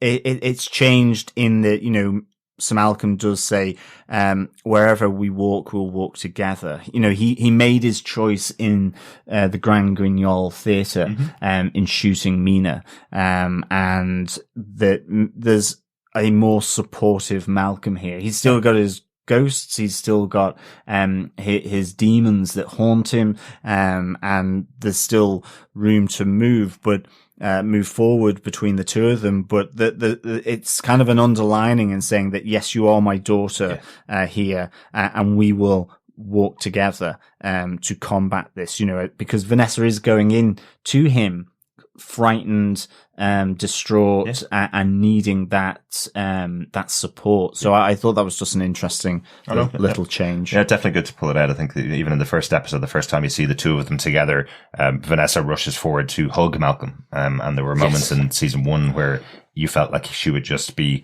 killed by Malcolm if he could save his daughter. But now she is truly his daughter in the second season. Yeah, really definitely. Oh, yeah, he mentions as well, like, I've lost one daughter, I'm not about to lose another. So he spells it out clearly to how much Vanessa means to him. Exactly. Excellent. That's the end of our discussion on season 2, episode 2 of Penny Dreadful. We'll take a break and we'll be back with our discussion about episode 3 of season 2, The Nicecomers.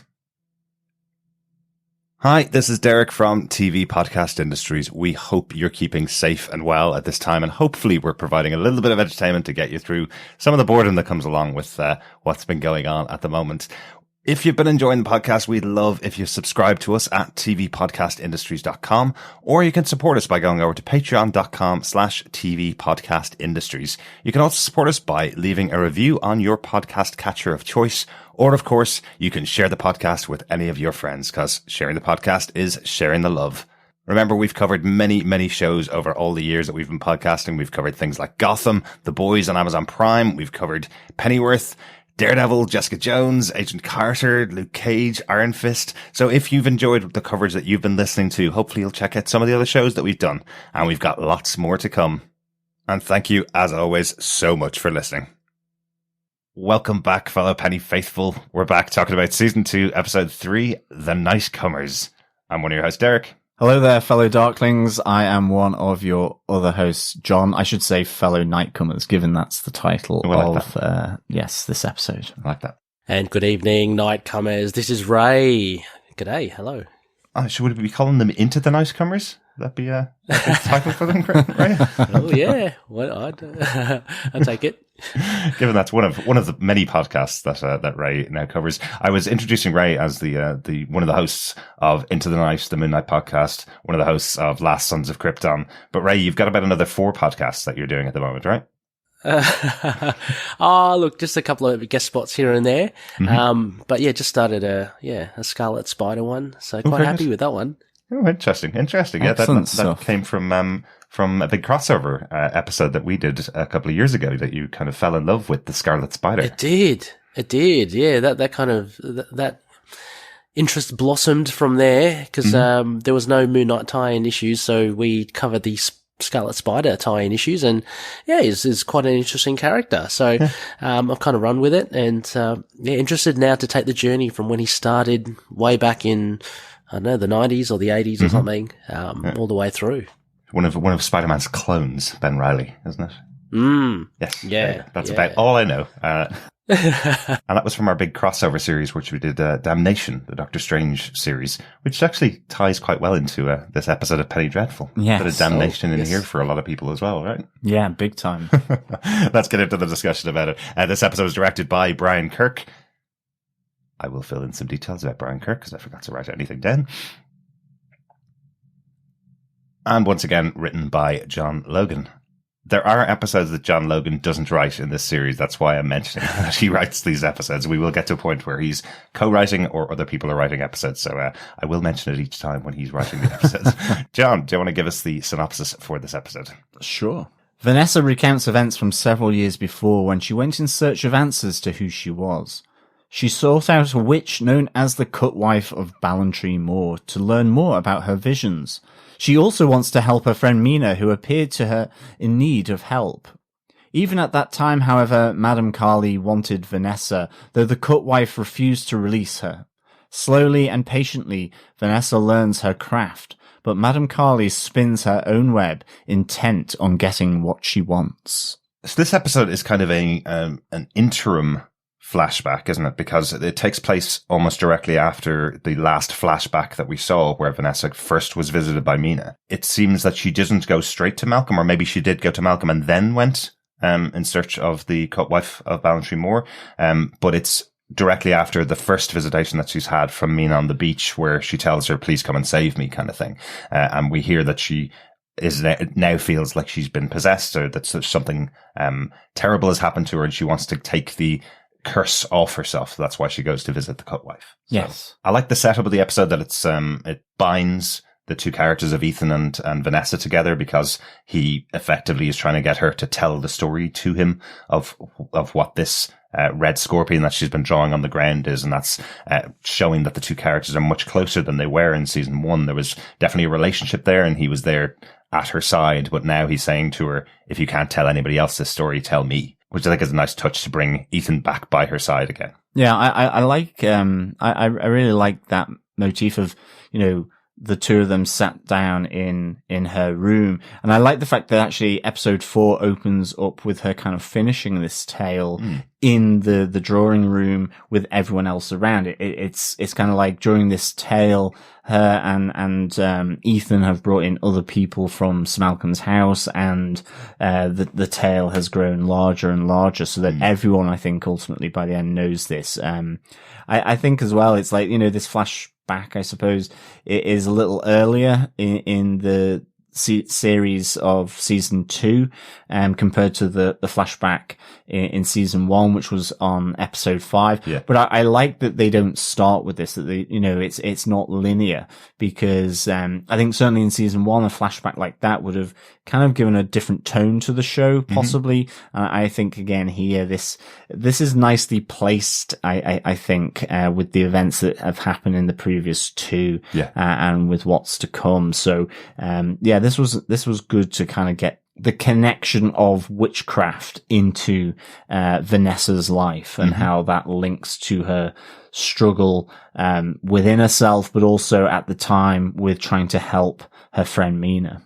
Yeah, I think also one of the big things for this is we've seen these kind of flashback episodes before on all the TV series and stuff, and as you say, John, it's very well placed, but a lot of it rests on the shoulders of the actors, the two of them themselves, Eva Green and Patti LuPone. They do so well in this, and for them to carry the whole I mean, of course there are other characters there like Sir Geoffrey and Evelyn Poole as well, but for the most part it's just the two, and the relationship with the two as well, all the way from when Vanessa actually goes to the front door and the cut wife is suspicious of her, all the way through to the relationship kind of growing until they become actually great friends towards the end. Yeah. A lot of it has to do with John Logan's script, which is well written, but the performances, my gosh, I guess for me, it has really elevated the season in as early as episode 3. Yeah, absolutely. Yeah, really, really good. And Patti LuPone is just fantastic in this episode. Really, really good. John, do you want to kick us off with your main point from the episode? Yes, by the pricking of my thumbs, something wicked this way comes. And whilst the cut wife of Ballantrae Moor is talking in some cases about the arrival of Vanessa to her door, but also, I suppose it could be looked more generally around, Madame Carly, who certainly pricks up in this episode as well. I'm relating this to the angry baying mob with pitchforks, that come for her, come for the witch, known as the cut wife of Ballantrae Moor. And her name is actually Joan Clayton. But I found this really, emotional. It's that angry mob. It's the illogicalness of it. It's the sense of the fears of people being whipped up, in this case by Sir Geoffrey, effectively because of his own impotence, which is really, dare I say, hammered home or whipped home by Mrs. Poole, in their kind of motivating bondage session, where she's really feeding him, the idea that, she's emasculating him, really, making him that he will seem servile, by letting his cattle die and effectively his estate to die, because what we know is that the cut wife has land that's been bequeathed to her, and he wants that, and she won't sell. Whilst this own web that we were talking about that Madame Kali is spinning she is causing the cattle to die. There's a great moment where she's walking through the field. It's seemingly just touching her, but again, it's her little assassin sort of, pins from her ring, where she's obviously putting some kind of poison, to kill the cattle, but she's really trying to drive home the idea that he's weak, he's become impotent. And that's what he is using, to effectively bring, the village folk to his service to go and, I suppose, call time ultimately on the cut wife here. This is really something driven by Mrs. Poole. And I like the fact that there is the moment where he meets with the local vicar, and effectively that this action is given legitimacy by the church. So it is this papacy, and he goes, no, it's sorcery. Yet the kind of transaction that's happening between Sir Geoffrey and the vicar is just purely one of mutual benefit. It's not of high Christian morals or values. It's the fact that, well, you will be out of a job, you won't enjoy the lifestyle that you have here in this village with your vicarage if this continues. And the same applies then with the villagers who are hired with their pitchforks, where he kind of ruffles them up. I mean, he even sort of brings it back to the Civil War, where they were on the side of the royalists, whereas the land bequeathed to the cut wife is from Oliver Cromwell, the parliamentarian. So it is that they will be out of a job, no one will buy it, really playing on their fears, their real fears. But I like how his threat as well is about that he'll be fine. Basically, his threat is, I'll just move on. I'll move somewhere else where I'll be able to take my cattle, and nobody else will come here with their cattle, and you will have no jobs. I'll be fine though, kind of thing. So he's rallying them behind his cause, so he will be better off, but saying to them he'll be fine anyway. I think it's a really interesting kind of rallying cry against the people of Devon. Yeah, and it's just that baying angry mob that can form so quickly. Maybe there's there's a little bit of what could be argued as happening maybe all the time, or certainly at the moment, around politics. But I found this really kind of emotional when they come and string her up by the wrists. They tar her, and then set her alight. And it's the girl who had recently come to her door, to have an abortion, as well. And, she's the first one that sets her alight. And she's the first one that cries out, burn the witch, burn the witch. And it's all playing on people's fears to effectively remove her so that, he can get her land. It's for him, it's nothing more, than that. And I found this, really, tough to watch. I did find it quite emotional. I thought the music again really played into the sadness of it all. You have Vanessa as well being branded, but by the villagers from the flames, they heat the iron from the flames of, Joan's burning body. This is tough as well for me. We were talking about the baby in the witch's coven, and the dollhouse from hell. But this too, this feels more real, that this can happen. It's all about whipping up people's fears and directing that hatred. And so I found this really, sad. I think, Patti LuPone, and Eva Green just play this so well, as do the baying crowd. I think it really gives a sense of awfulness about it. And I think the saddest thing about it is there's a line from Joan Clayton where she says, they send their women to me, but despise me for what I do in terms of the abortion. And it is that, you know, they're knocking these women up, but they don't want the children. And so the women come for the abortion. I found this really tough, and I found it hugely charged and emotional. Absolutely. And ultimately directed by Madame Carly, Evelyn Poole, as Sir Geoffrey's wife, I think, in this case. I think she's certainly a wife or the mistress. Yeah. I think, yes, as I say, the motivational bondage, speech in the great bedroom of the hall was one where, you know, you see her plan coming together. But again, this sense of embarrassment that she's trying to place on him. And you have Vanessa challenging him previously in the woods, where, you know, he's trying to have his moment with her, trying to rape her, and she bites, his hand. So it's massively charged, this scene around, this whipping up of angry mobs with pitchforks. I just thought this was really so powerful. And Vanessa makes him scream for her as well, remember? Yeah. So, you know, whatever about Evelyn pushing him in the ways of, what would the people think of you if they saw you like this, if they saw you under my control, which is the embarrassment factor. Even though nobody was around, Vanessa did the same thing to him in that wood as well, you know, so there is this constant berating of this character. And that just adds to his frustration, I think.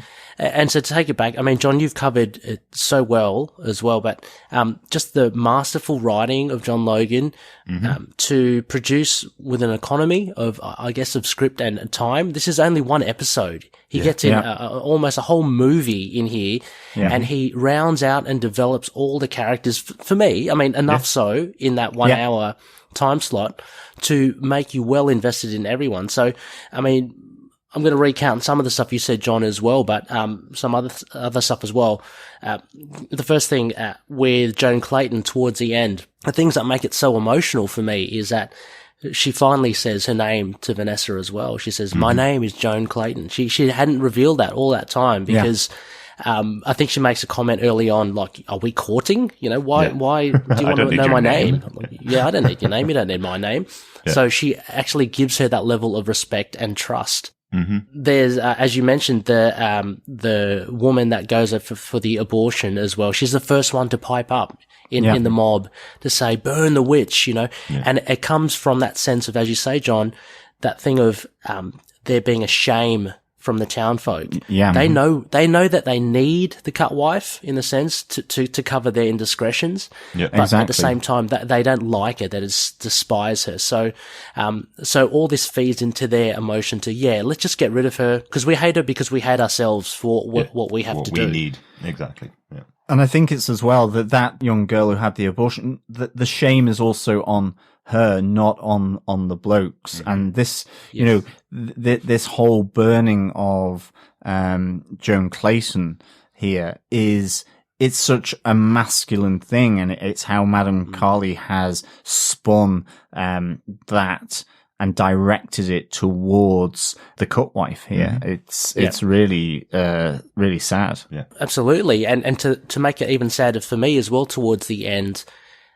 we know a little bit towards the end, the cutwife Joan, she's dying anyway. Like, she falls down. She knows she's on her way out, and she says to Vanessa, just let me die, you know, in peace. I know I've been here too long already. Yeah. And there's that tragedy that she could have passed away kind of peacefully in her house, but this mob comes in, and instead she has this terrible, awful death, you know, where she gets tarred and she gets burnt alive.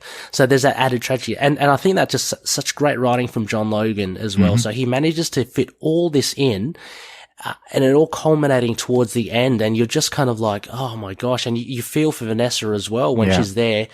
I was afraid for her as well. I mean, I know she's in the series, but it's like, why wouldn't they do something to her? Because, that scene of Sir Geoffrey and her in the woods as well, again, just showing something that, you know, makes him feel inadequate, and he gets his revenge at the end saying, "Scream for me." And I was kind of glad that when she was branded, that she didn't actually scream. She kind of just, well, you know. Yeah, absolutely. Every fiber of her being to hold back a scream is what you can see on her face. And it's the true power of the character of Vanessa, really, as well. I know this is a bit of a two-hander episode, so we're probably going to talk about most of these points are all going to be about just those two characters. So, Ray, do you want to kick into your point? Because we're probably still going to have some other stuff to talk about there. Sure. Absolutely. I mean, my point was, the kind of big reveal, I guess, because it was insinuated at the beginning, the cut wife, she is where she is because she was outcast because of what she did. Mm-hmm. She kissed a woman who ended up being her sister. Mm-hmm. And that sister ended up being Evelyn Poole. And that was like, wow. Okay. Yeah. So we get a bit of a sibling rivalry between the two, and the confrontation with the witches, with Evelyn at the gates or the stones at the front of the house. And the cut wife going to Vanessa's, just stay indoors, I'll take care of this. I found that very compelling indeed. And you see the power of Evelyn Poole. Within seconds, she mesmerizes the cut wife, and she's almost walking out past those stones, and who knows what would happen if she did.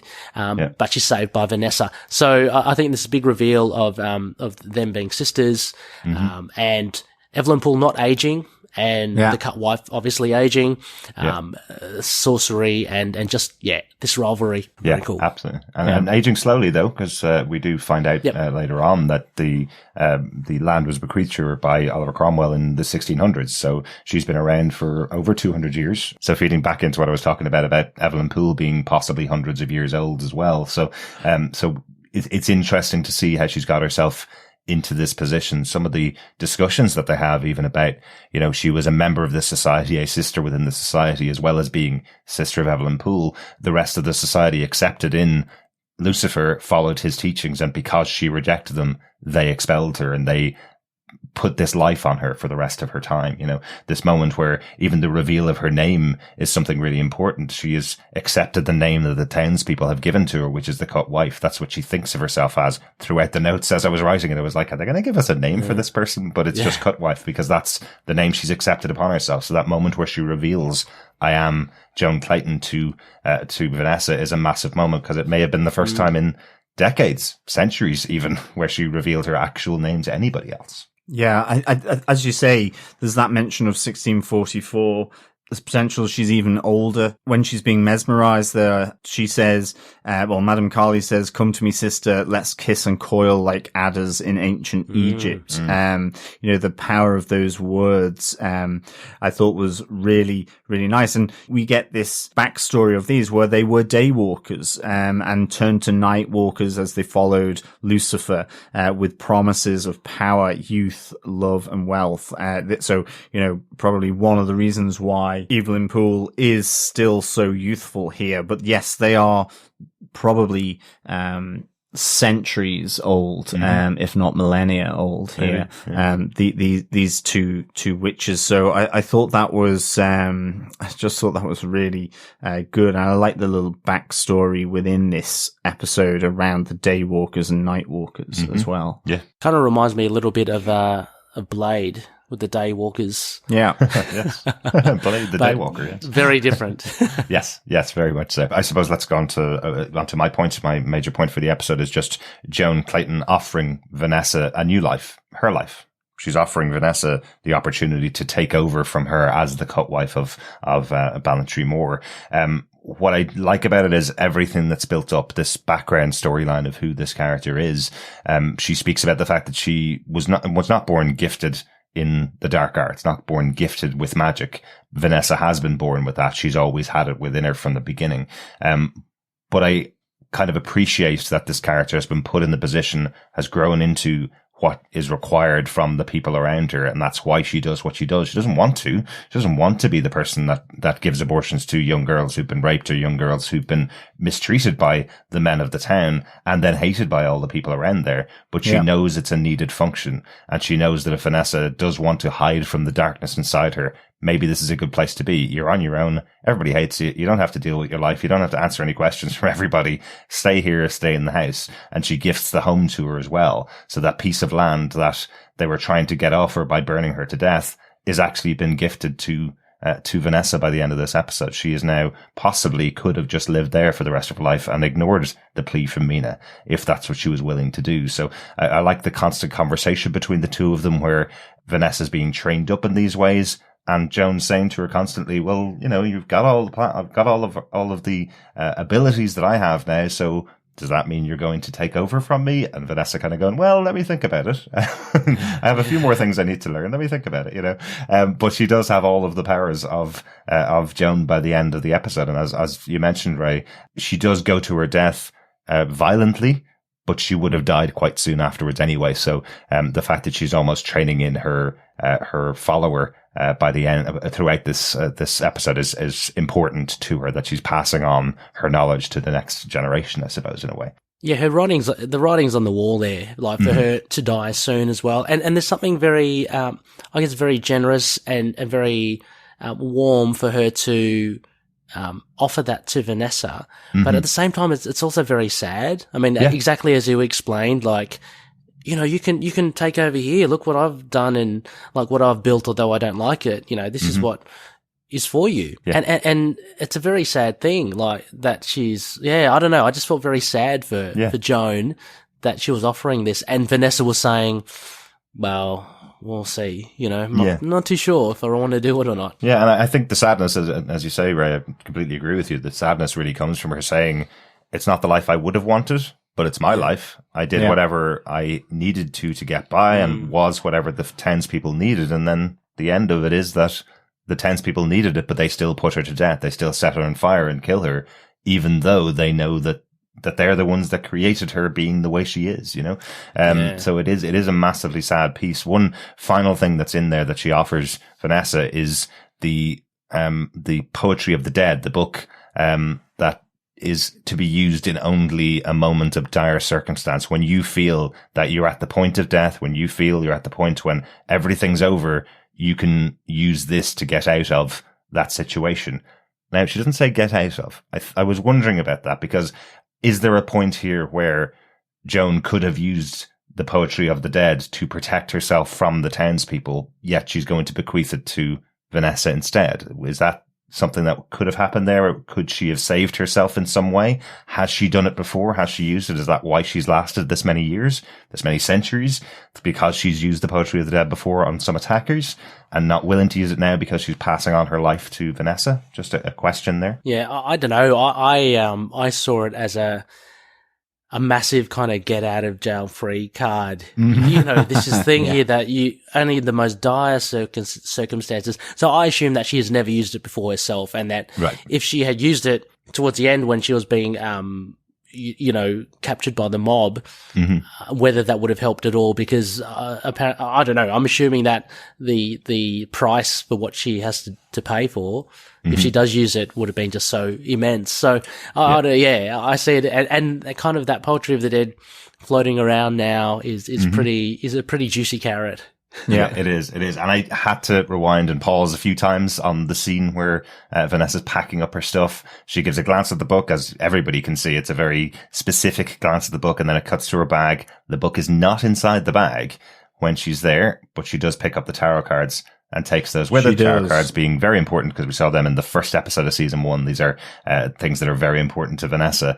But she does seal up the house as she's going with her emblem, with her scorpion emblem in blood as she leaves her home, effectively, because this is the place that she owns now. She seals it up so nobody can enter. Nobody who's not exactly human can enter the home, I think. So I presume this is where she's going to be going back to later on in the season to pick up the Poetry of the Dead book. Yeah, this is going to be the quest item that she needs to. It could be, because she will be changed forever, I believe, is what she says. Yeah, I know. It's I thought this was this idea of offering her the new life, associating that with the name. You have this black box as well, where to begin with, I didn't really think it was just going to be the deeds to the land. I thought it was going to be some kind of like cool dagger or something like that. But now you have your own ring dagger to kill anything. Exactly.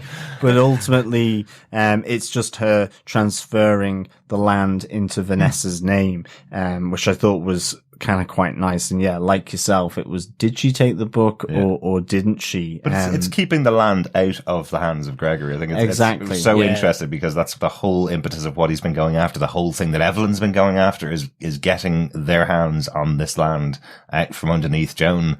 And she dies gruesomely and leaves the land to somebody else that also has all of her powers to protect the land from them taking it away from them. So I thought that was a really good touch. I think as well, it's, you know, she goes, you'll bring spice to my last days because, you know, you're in danger and you bring danger here to my home. I'm old. I just need a bit of spice, but you're in danger.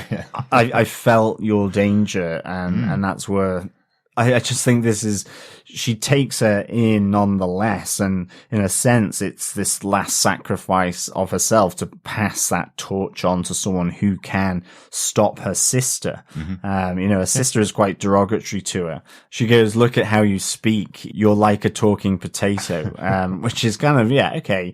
That's harsh. It is pretty harsh. I have to say another thing we should really compliment, Patti LuPone on is the way the language is written within the episode. Is the structure of her sentences and how the words are put together is very different from standard English. It's not old English. It's not something you could learn other than from reading the script and saying the lines, if that makes sense. And she just does such a good job of getting her point across without using exactly properly English sentences, I suppose. It's something that stands out within her pattern of speech, that she's able to get across how angry or aggressive she is, even though she's not using exactly the way the words should sound, I suppose.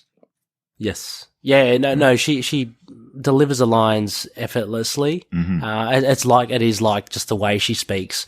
But she conveys it very well. I can't laud Patti LuPone's performance enough. I think it was really good. Such a strong piece. And it's interesting, as we mentioned, that she turns up later on. Down the track. Yes. I don't know whether we mentioned that in the recorded part of the podcast, but we will be seeing the actress back on the show, which we mentioned off the left. I think we actually will see her back on Penny Dreadful City of Angel. I think I caught that she's been confirmed for an episode or two of that show as well, because she's still a working actor. She's still somebody that's done some other great roles after her time on Penny Dreadful as well. So excited to see her back in the future. That's as much as we're going to talk about on our main points of this episode.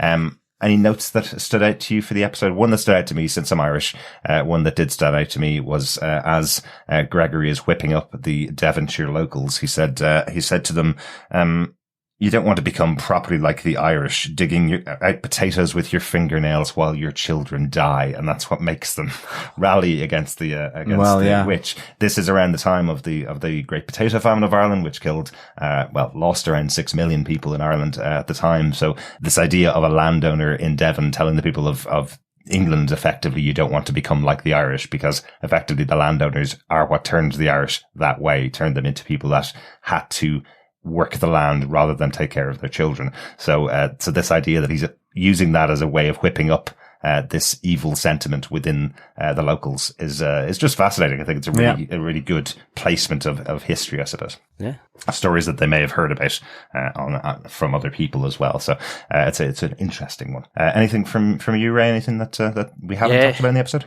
Just a few little small things. I like the nods to the references. I think you touched upon it, Derek, of the previous seasons. So the tarot cards we see now, the tarot cards which were in season 1, episode 1, and also Nightshade. So the Cutwife shows Vanessa some Nightshade in the forest there.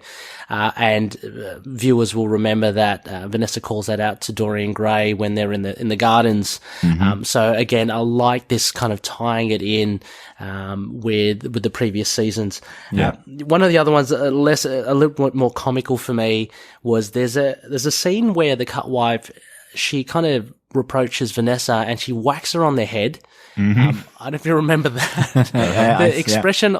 Yeah, the expression on Eva Green's face, either they acted that so well, or she generally didn't realize how hard Patti LuPone was going to hit her. Yeah, exactly. And it was just an absolute shock on her face. But I thought, that was grand. That was really well done. Absolutely. Really love that. There's a nice moment as well, just after they've hunted the rabbit, and she's skinned the rabbit, and she's putting herbs, and she's seasoning it, putting it in the pot, and she's adding the salt, and Vanessa goes, not too much salt now. And as Vanessa walks away, basically the rest of the hand of salt that she's got, tons of it, she just like slips it into the pot, and looks at it. I thought that was nice. It's like nobody tells me what to do, whether it's about cooking or about how to live my life. Nobody tells me what to do. Exactly. Coming to your tarot cards, I had to just, because she picks the devil immediately. So within tarot, the devil represents being seduced by the material world or physical pleasures, which kind of doesn't really connect maybe too much with Vanessa, but also about living in fear, domination, and bondage, which so it's the fear of that Lucifer may ultimately win and bring her into his bondage, I suppose. So I thought that was a nice consistency of the situation that Vanessa finds herself in, and then the court wife does call her my little scorpion. You're strong-willed and agile like a scorpion. So you really do get that sense again of Vanessa's will. We saw it in her possession in Sir Malcolm's home earlier on. We've seen it in some respects with now encountering these past creatures, or these creatures from her past in the form of the witches. Her strength of will to try and overcome them or to deal with them, I think is really good. And the only other thing I had was, I thought Sir Geoffrey, he reminded me of the person who played Sir Francis Drake in Blackadder II. Okay. No, he's not, but I did immediately think about it. So all the way through this, until after the episode, I was like, wow, this is a real different kind of character he's playing here. He's such a nasty guy. The actor is Ronan Vibert, but it was Simon Jones who plays Sir Francis Drake in Blackadder II. So just a little sharing of my confusion with our fellow Darklings.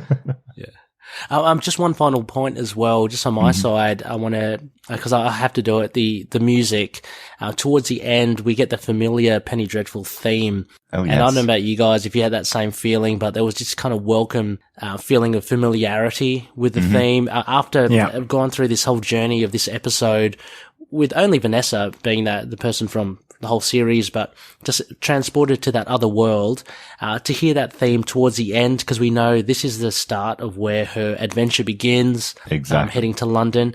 Yeah. Brilliantly used. I loved it. Yeah, it's like as if now you can turn on season 1, episode 1 and understand the whole season far better from her perspective, what she's gone through to get to that start of season 1. Yeah, it's kind of cool. The only final note I have is, I suppose, the controversial figure of Oliver Cromwell. I love the fact that, Joan talks about his warts on his face, which he was very well known for, which coming from a witch is kind of interesting, because the usual image is of witches having warts across their face. Yeah. But he leaves her the land, and she just makes the reference, she had no love of the royalists as they had none for us poor folk or women folk.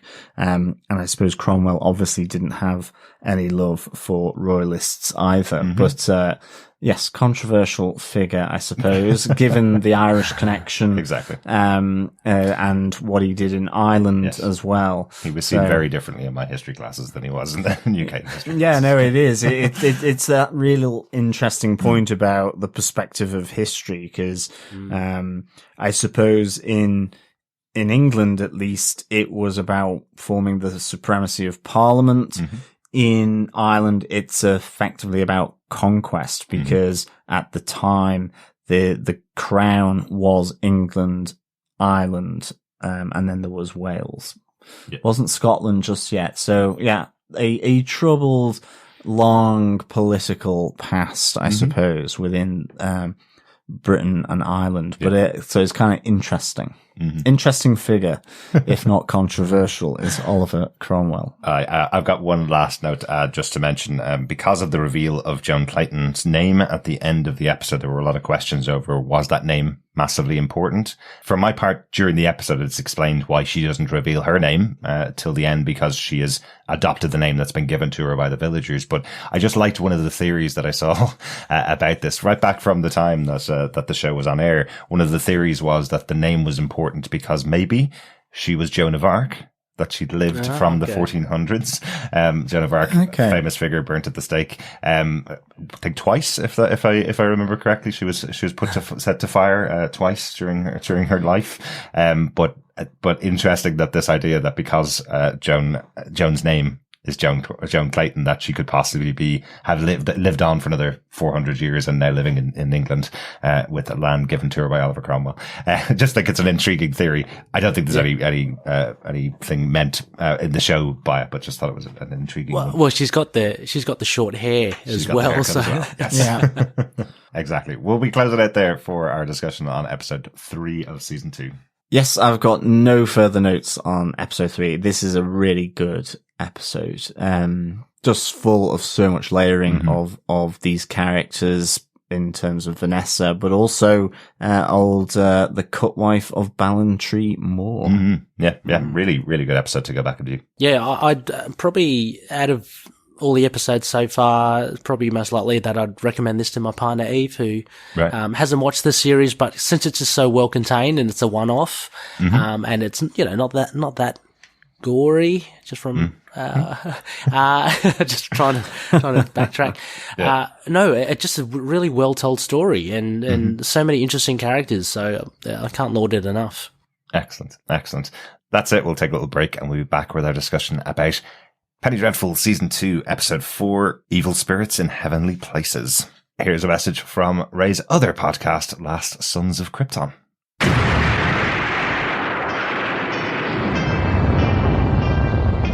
I am Connor from the House of El. And I am Ray from the House of Zod. We are two of the many, many survivors of Krypton's destruction, and we have made our home in Australia, and dare I say, have become Australians, for better or worse. But we have also decided to read Superman comics, read Superman books, watch Superman shows, cartoons, movies, basically everything Superman, and from an Australian perspective as well. Whether you're a seasoned fan, like me, or whether you are coming in fresh, wide-eyed and wanting to learn more like me, then this podcast is for you. Join us for our bi-weekly adventures available on all good podcast catchers. Just search for Last Sons of Krypton, a Superman podcast. We'll be coming to you from Australia or some cosmic dimension, wherever we are that week. Up, and away.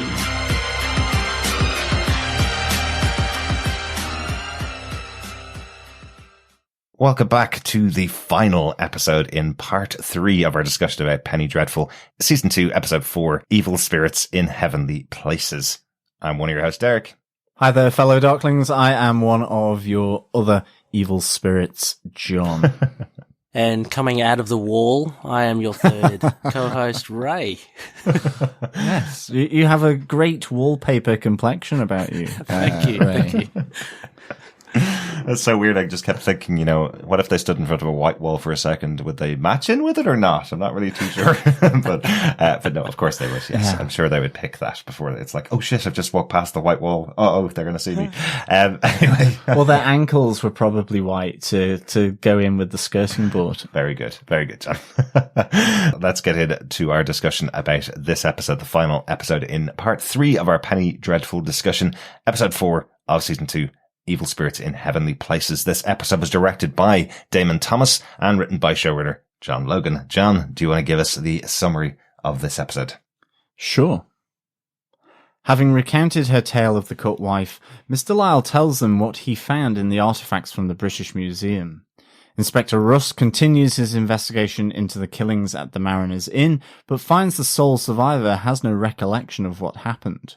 He also investigates the murder of a young couple whose baby has apparently been stolen. He notes some similarities with the earlier killings.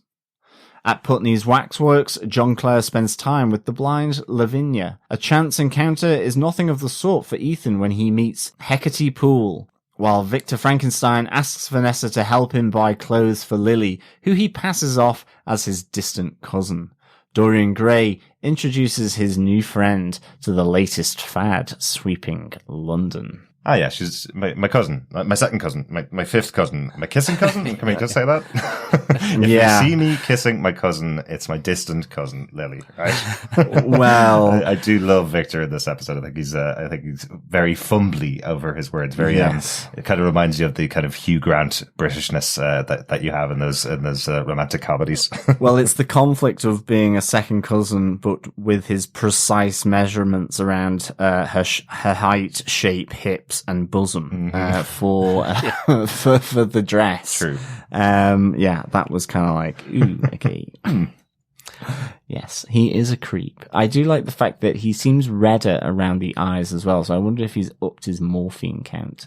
Certainly in anticipation of going dress shopping with Vanessa. He probably should have taken Angelique with him as well. He doesn't know Angelique yet. Sorry. No, that's true. He doesn't know Angelique yet. Let's get into the discussion about the episode, guys. John, what's your big moment from this episode? It's the puzzle of the Verbis Diablo. I just really like this kind of an evil, hellish jigsaw puzzle. I don't know how you write on a butterfly wing, but nonetheless, he managed. Brother Gregory, in all his saintliness, was able to write on a butterfly wing. It was a massive butterfly. It was, but I was just like, with what? I just assumed he would destroy the wings. But I like this puzzle here, that the languages are changing from relic to relic. It really gives a sense of that, sort of ancientness, as they're kind of moving between, Sumeric, Persian, Latin, Aramaic, Greek, all these different things, this change in language. And so they're having to piece together this puzzle, to get the full text that is being given. And you have Mr. Lyle kind of saying this is the devil's autobiography. There's a great moment with him and Malcolm sort of trying to make headway with the decoding of this Verbis Diablo, where he talks about the devil's autobiography, but as Malcolm says, what's the point in him just simply recounting stuff that has happened through this Brother Gregory back in the day? Is it not also to be some kind of rallying call for his followers of being something that is to come, presumably around Vanessa? But I really like this little investigation with these two. I also thought as well, you mentioned it earlier as well, Ray, around whose side is Mr. Lyle on in terms of him showing up in Madame Carly's kind of comfortable abode. I'd say it'd be a little freaky going for sort of evening dinner around there with the old the bones all hanging on the walls. But I kind of liked here that whilst they are discussing dalliances, that he is warning Sir Malcolm to proceed with caution with Evelyn Poole. And at the same time, we just don't know to what extent some of the things, he says, well, this is the devil's autobiography. Is it that he was trying to mislead Malcolm into thinking this is just sort of him recounting, or the devil through Brother Gregory recounting what he's done, how he came into being, whereas Malcolm maybe is clued in enough to kind of take it further and beyond that. So is he trying to, purposefully retard this solving of the puzzle? And yet at the same time, we do know he is weak and he is under threat. He is in fear of his place in society if these pictures ever come to light, in terms of his wealth, in terms of his marriage. So, that is a huge thing that is going to motivate him in that sense. But I do like the fact that here he still does provide some kind of warning to Sir Malcolm about Evelyn Poole. Whether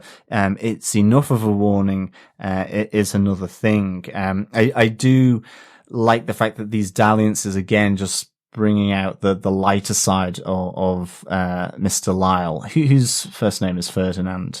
I think we find that out in episode 2, don't we, or something, his actual first name. I've always ever known him as Mr. Lyle. Right. I like that the dalliances are coming about by, Sir Malcolm meeting, about him and Ethan in the British Museum. I thought that was quite nice. He goes, but dalliances can be overly Byzantine. And he goes from Stoke-on-Trent to Budapest. So yeah, Stoke-on-Trent is just like an interesting industrial town, shall we say, very different from Budapest. So I like that sort of contrast of a very industrial place like Stoke to Budapest, which is fairly romantic and you know, a sort of a almost like Vienna in a sense in terms of the architecture, and known for its steam baths and bathhouses. Exactly. So I liked his lightness of touch. I think that's what he brings is Mr. Lyle, this lightness of touch.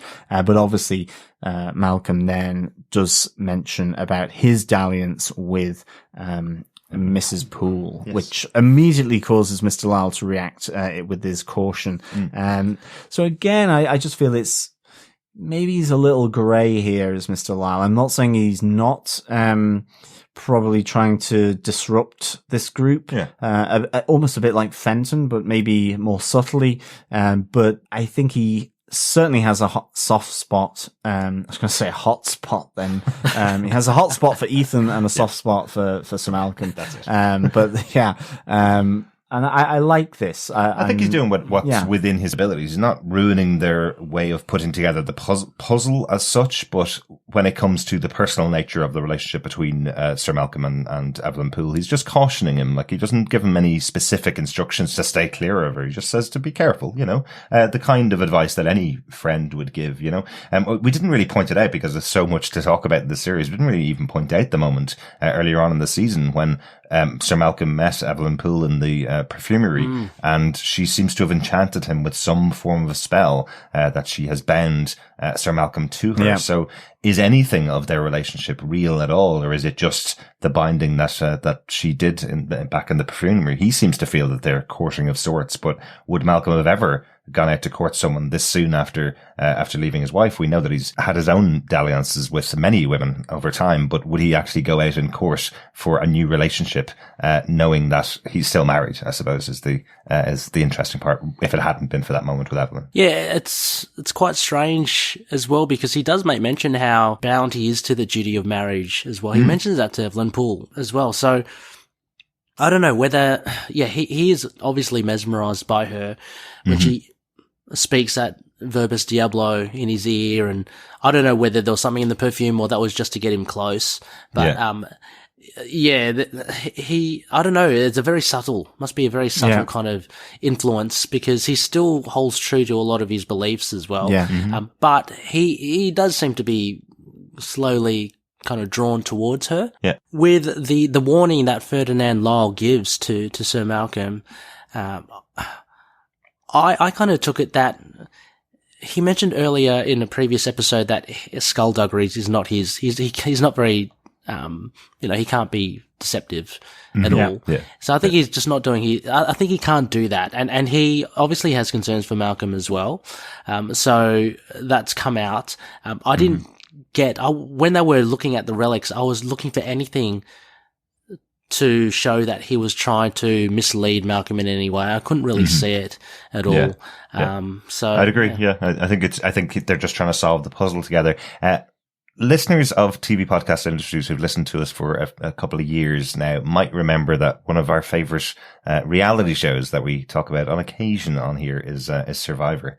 That we watch all the time. We've been watching it for 20 seasons now, I think. Yeah, something like that. And I love this aspect in the episode. It felt like they were doing a puzzle from Survivor. It felt like they were putting together one of those big puzzles that's going to keep them immune from the oncoming slaughter in the future. So I just had that thing in my head where it was like, okay, everybody's working together. You know, Ethan's going to take the Latin over there, and Malcolm's going to take the Aramaic or the Greek, and then we also have Mr. Lyle using his extra abilities and all the rest of the languages to get the other parts of it together, you know, and they're going to build this great puzzle on the floor at the end of it. So it just felt like an exciting moment, even though it's just reading text. They've turned it into this great exciting puzzle that they're going to build. Yeah, no, it is. And it's to what extent this puzzle, maybe once it's revealed in terms of the full flow of the text, what's the impact of that going to be? It's like, I can't imagine it's going to have Vanessa in ancient Aramaic or something like that that's suddenly pulled out.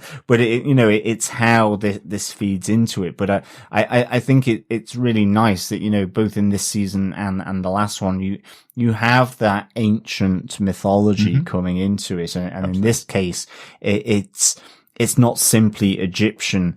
It's all the different languages because, Lucifer, the devil, is present in all these different cultures in one form or another. Yeah. That he pervades through all these different cultures. It's not simply around the Egyptian one. So I really like that. Yeah. And as I say, I think with Mr. Lyle, I just feel, I think you're right, Ray. I don't think he's got that malicious bone in his body to be overtly awful or traitorous to this group.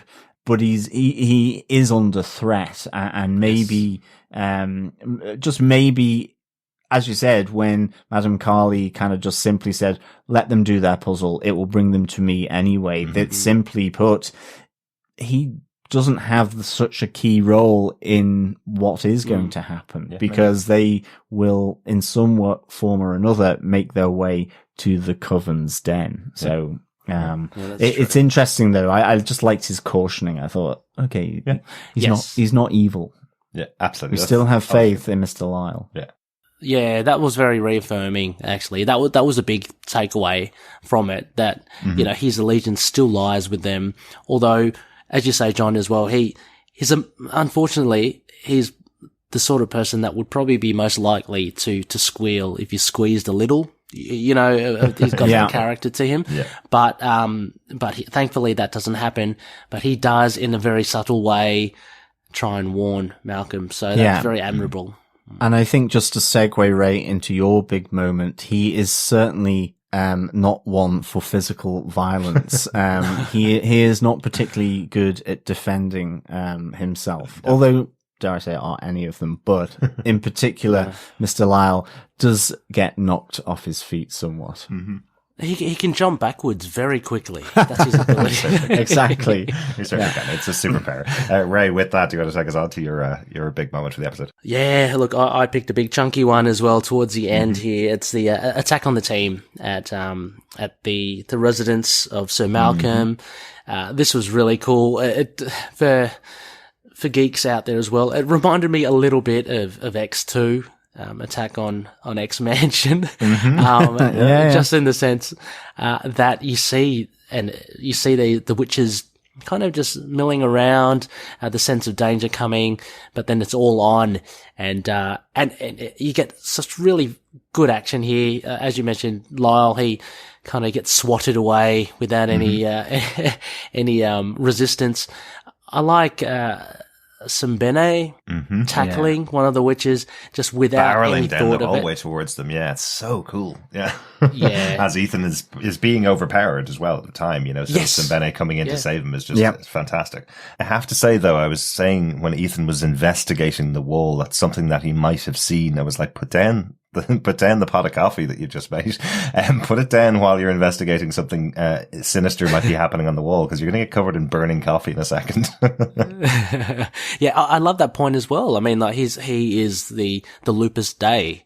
Yeah. So he has those extra senses, and out of anyone, he would be the one that would kind of, figure something out. So that was a cool touch as well. Yeah. Well, in Callie's coven, they do say when Hecate has kind of failed in a task that he smelt me. There was something other there. And I like that he's stopping. Something's not quite right, there at all.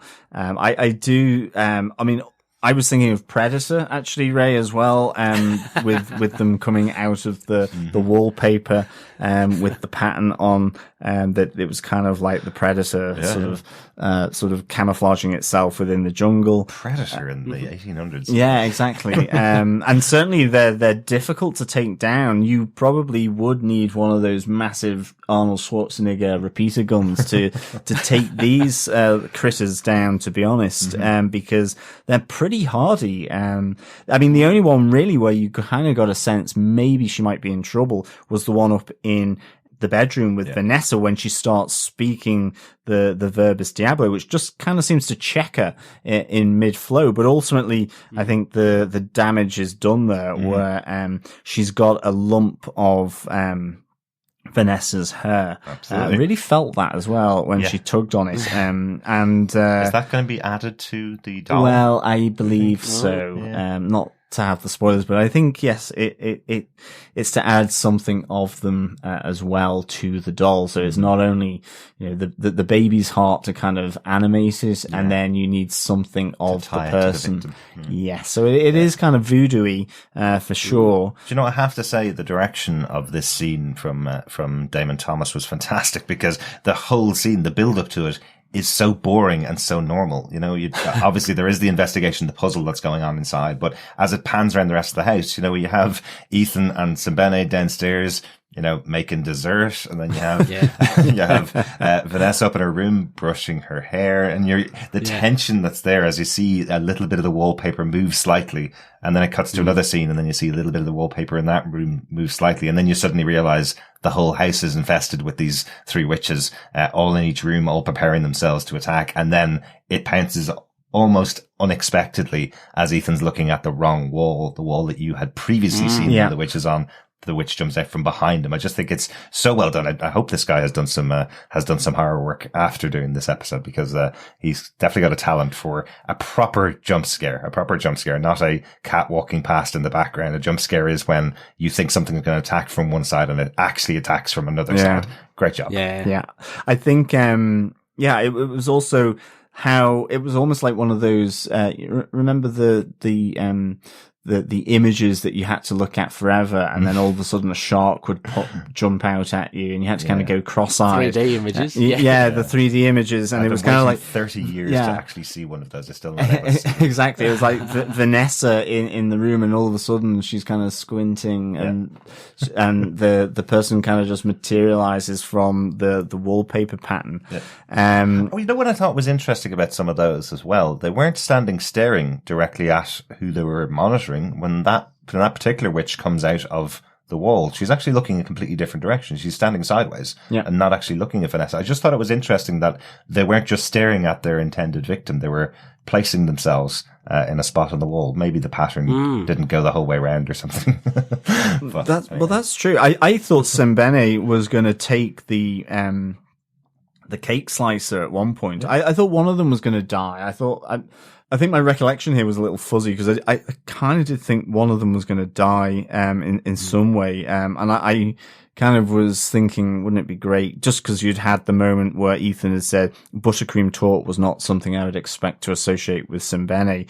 And I thought if he had come sort of raging through, and as he'd sort of rugby tackled her away from Ethan, that he, the cake slicer was just kind of planted into the neck. Maybe. It would have, or sort of, I don't know, suffocate her with buttercream torte by kind of stuffing it up the nostrils and down the ears and into the mouth or something. That's how I want to go. Best death ever. Maybe chocolate cream torte for me, actually. I wouldn't mind a bit of chocolate. But enough about cake death. I actually thought that we were going to see some sort of like the reveal of Simbene, because he's been very quiet for a long time. Absolutely. So it did surprise me that he was overpowered shortly afterwards, and the witches were still very much stronger than anyone else. But like you, John, as well, I thought one of them would have been offed some way, in some horrific way, but no, not to be. But I think it just shows how powerful these creatures are, and certainly Malcolm has got some more home improvements to do after his front door was properly ripped out off its hinges by the fleeing night creatures. Absolutely, for sure. Yeah, and really to your point, I think this was the episode. I think they were setting it up for you, Ray. To be honest, with Simbene. That conversation that was going on the whole way through Ethan. Because again, we've said Ethan through season 1 was the eyes of the viewer. He's the one that's asking those questions that we would ask if we were in that situation. And he's just constantly niggling at Simbene going, so what exactly is it that you used to do when you were in your homeland, kind of thing? He goes, things like this. And Ethan goes, I'll take care of these. And he goes, no, I'll take care of them. And Ethan goes, it'll help pay my way. And Simbene goes, it helps pay my way. He's kind of just completely cutting Ethan off, but not telling him anything about himself. So I do feel like John Logan likes to play with his audience a lot, because we don't get a reveal of who he really is. We don't get a reveal of his actual past. What we do get is just some kind of indication that himself and Sir Malcolm have a connection, some connection, and that Simbene is now living in his house in London. And he's paying for his keep, I suppose, by being their butler in a way, and taking care of the family. He feels a lot like Alfred the butler rather than a subservient butler, if that makes sense. Yeah. I mean, well, we do get to find he was a hunter, but the rest of it's a secret, exactly, which is kind of interesting. Exactly. Yeah, I want to know more about Simbene. Oh yeah, we all do, but I think that's John Logan's trick, that he's hiding it back, and might get it at the final episode of season 3. We may learn something about Simbene that is true to his past, but I think that's something that John Logan loves to do. God damn it, John. Logan. There's also like around this whole kind of scene as well, the Hecate gets a one up from Ethan again, so it's kind of like a I told you so, or I'm better than you, from their previous encounter, which was a really great scene of Ethan kind of doing the Vanessa on Hecate. At the very beginning of season 1, he gets her measure and he susses her out. Although he totally misfires, he believes that Hecate is an agent of his father, and obviously she's not. But he reveals, he calls her out nevertheless. So I loved it. Towards the end, we see Hecate in her witch form, and she makes some sort of remark about her shoes, and then off she runs. Yeah. How do you think, are these comfortable shoes, Ethan? Yes, revealing instantly that she is the witch. I think that's a really good touch. You know what? I'm beginning to love this character of Hecate. I love her name. First off, I think it's really interesting. I love that she even criticizes her own name when she says it to Ethan earlier on. But I love the scene between herself and her mother, Evelyn. So I'm guessing there's kind of a conflict in my head, and I'm not certain about it, how they talk to each other, these witches, where, we saw in the last episode with Joan, where Joan was called the sister of Evelyn. And in this episode, we hear Hecate being called the daughter of Evelyn. I'm not too sure whether any of those are actual familial bonds or whether they're to do with the coven bonds. I'm not definite about it, but I do love the scene when Evelyn's trying to sort of give out to Hecate, and Hecate's going, look, you didn't tell me he was a lupus. You didn't tell me he'd be able to find out everything just by sniffing me for a second. So not my fault.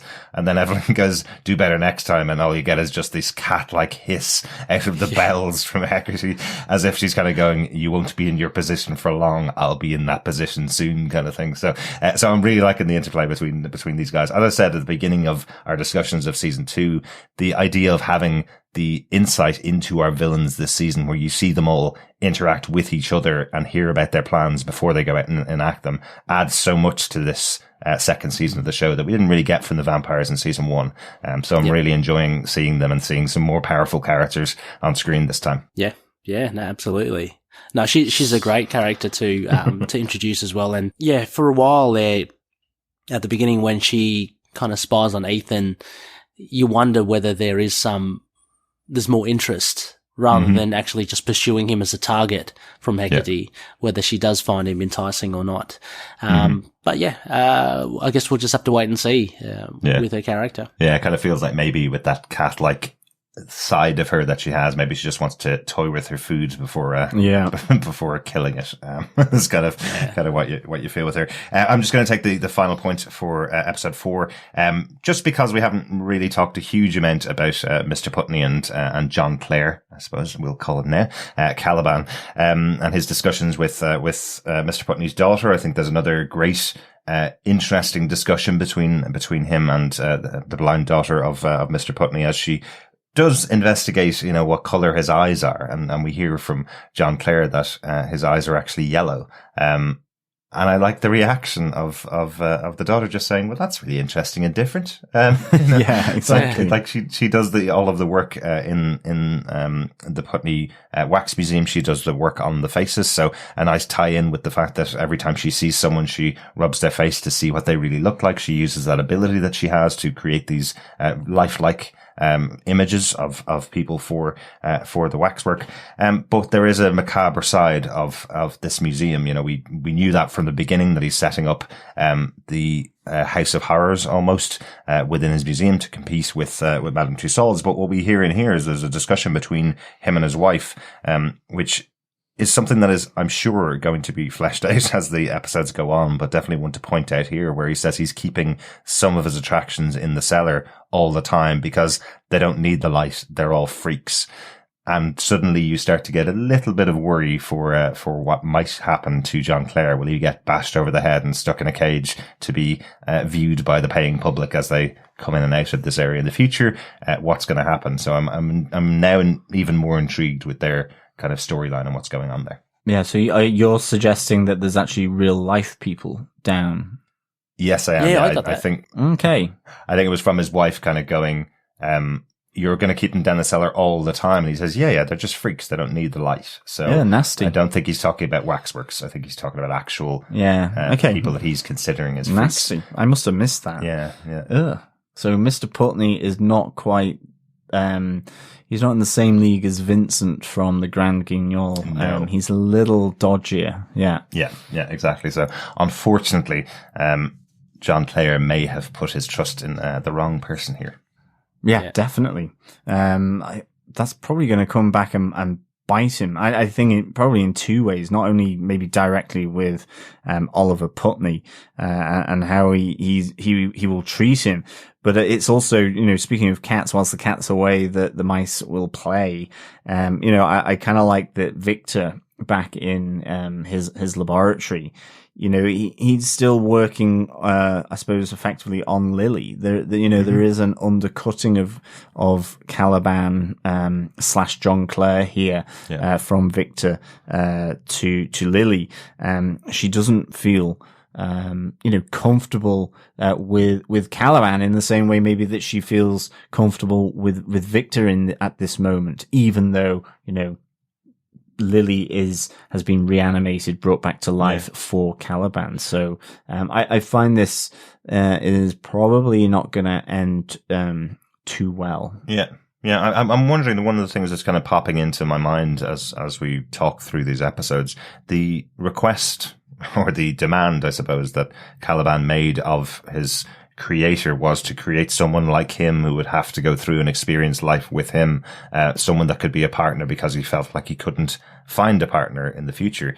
Since that time, he has met Vanessa Ives, someone who's had at least an interaction which was kind and pleasant, and she didn't treat him differently to anybody else. And he's also met the daughter of Mr. Putney, who seems to absolutely accept what he's like. She knows what he looks like from her fingers the first time they met, and now knows there's something even more unusual with him with the eyes. So he's met two other, I suppose, potential people that he could have some serious connection with after making the request of Victor to create someone that would be able to look upon him. So I'm just wondering if there's going to be a point where he kind of goes, actually, maybe I was a bit rash thinking that nobody would want to be around me. I found a few other people. You go on ahead, Victor, or do you think it will be as serious because Victor is almost creating Lily for himself in a way? I think it could be a bit of column A, column B. But I think it's not to underestimate Lily in saying no here. I think that conversation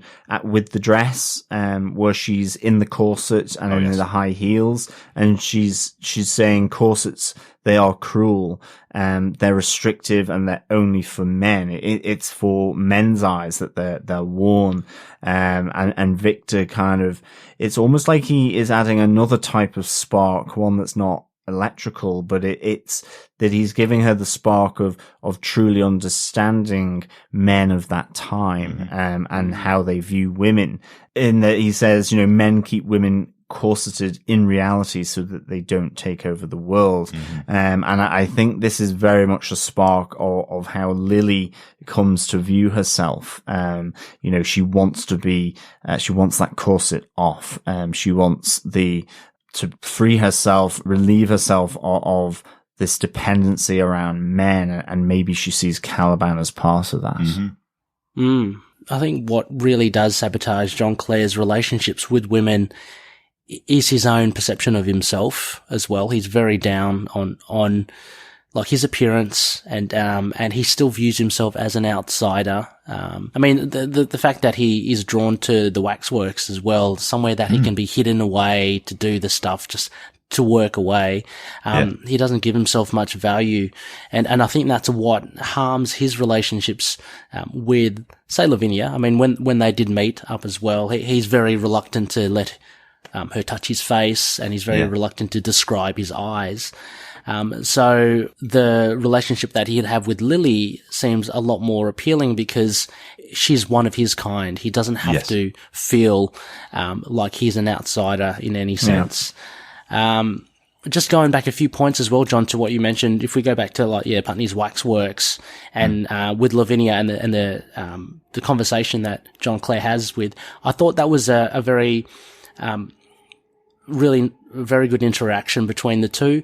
Lavinia talks about actually the reluctance of bringing waxworks into the world, for, the massacres and the Chamber of Horrors, how, she feels so sorry for those figures because they come into the world kind of like screaming and in horror. And you can kind of see that kind of parallel with the creation of John Clare.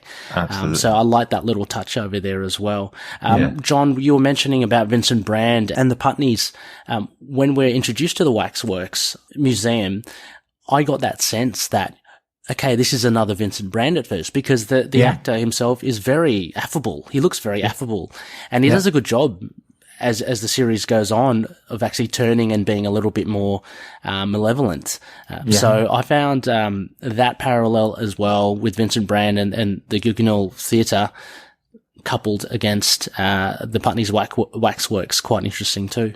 Yeah, absolutely. And you're hoping, that by Caliban meeting someone like Vincent, he is open to meeting future people like that as well. So has he trusted the wrong person here? And as we go on, we're seeing that he may have trusted the wrong person.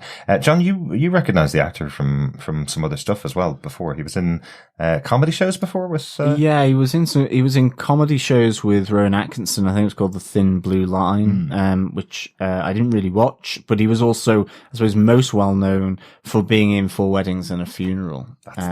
He was Bernard. He was the guy who didn't really have sex and then got a lot of sex very quickly, with a really randy sort of posh girl, who also didn't have a lot of sex but was sex mad. Bernard. There you go. And you recognized him from other stuff. That's probably his most well known. But he's a staple of, I think, TV in the UK.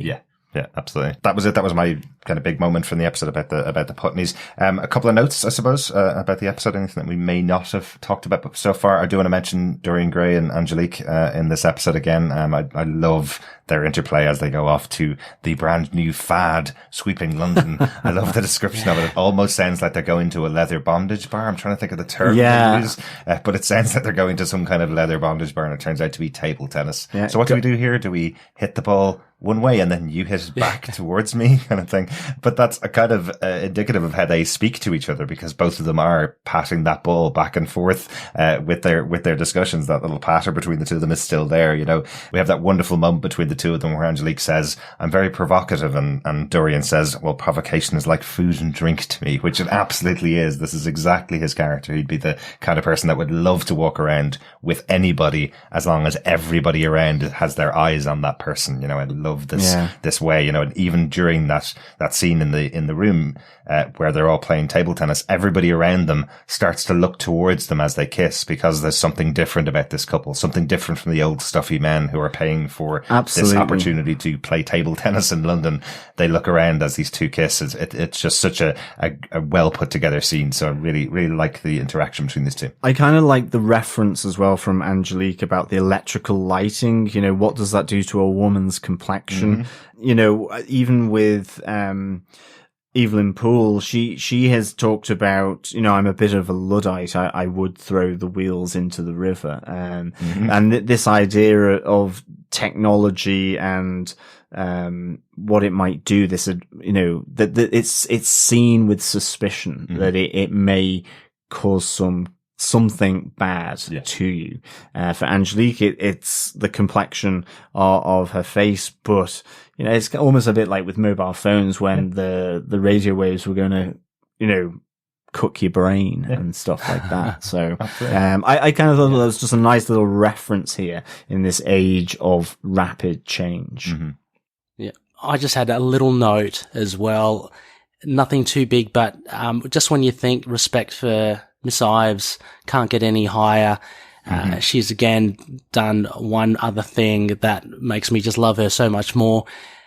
Buttercream tort for breakfast. She has dessert for breakfast. Fantastic. All the time. I just love those little, yeah, exactly. It's like, what? Okay, cool. I do love that little touch of how caring Sabine is for her as well when he's cleaning off her plate and her plate has more food than everybody else and he's instantly worried about her. He's like, oh, well, yes. She really does need to eat more. And later on we find out she has dessert for breakfast. So she also needs to eat better as well. Yes, she does. John, anything of note from the episode that you haven't talked about yet? No, it was just, again, I think with the Byzantine dalliances, it's, you know, this is a kind of a bit of a connotation of being Byzantine, and it's really coming not from the time period itself, but there's a negative connotation around it, or it's a connotation of one of maybe a freer time, but it got this negative connotation from sort of later ages, like during the Renaissance and so on.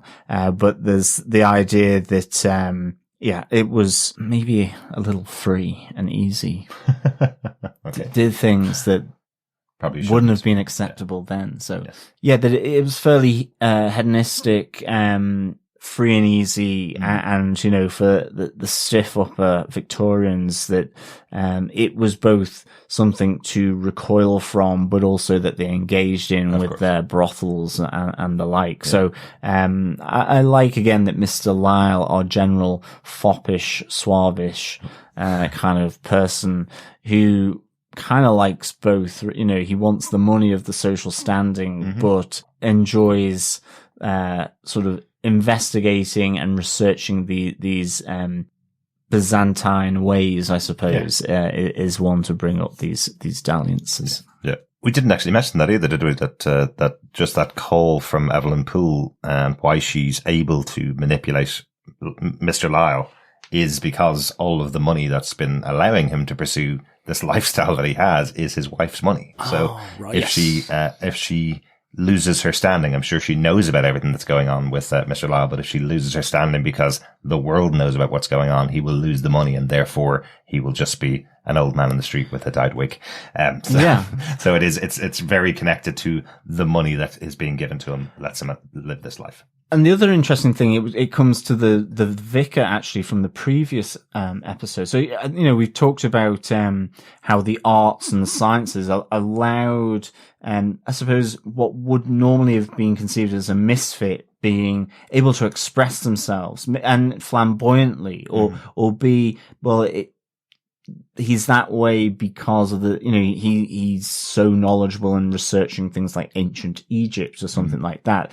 These ideas of expression, being able to express themselves in a way that society feels is acceptable or normal, even though it's to, in a sense, cover something up. Whereas what I felt with the vicar was that in a sense the church is also part of that at this time, where people could go into the church, but it's one of suppressing who they are. It's not getting up on stage to artistically be, you know, wild and gay or something like that, and for regular people in society to say, oh, but that's what is required from an artist or an actor, or the same way for someone researching these kind of things. You know, the church is also that zone where people would go to, but it's one of preaching a creed that maybe is against what is that they should be expressing. So one of repression rather than expression. So I thought that was kind of interesting.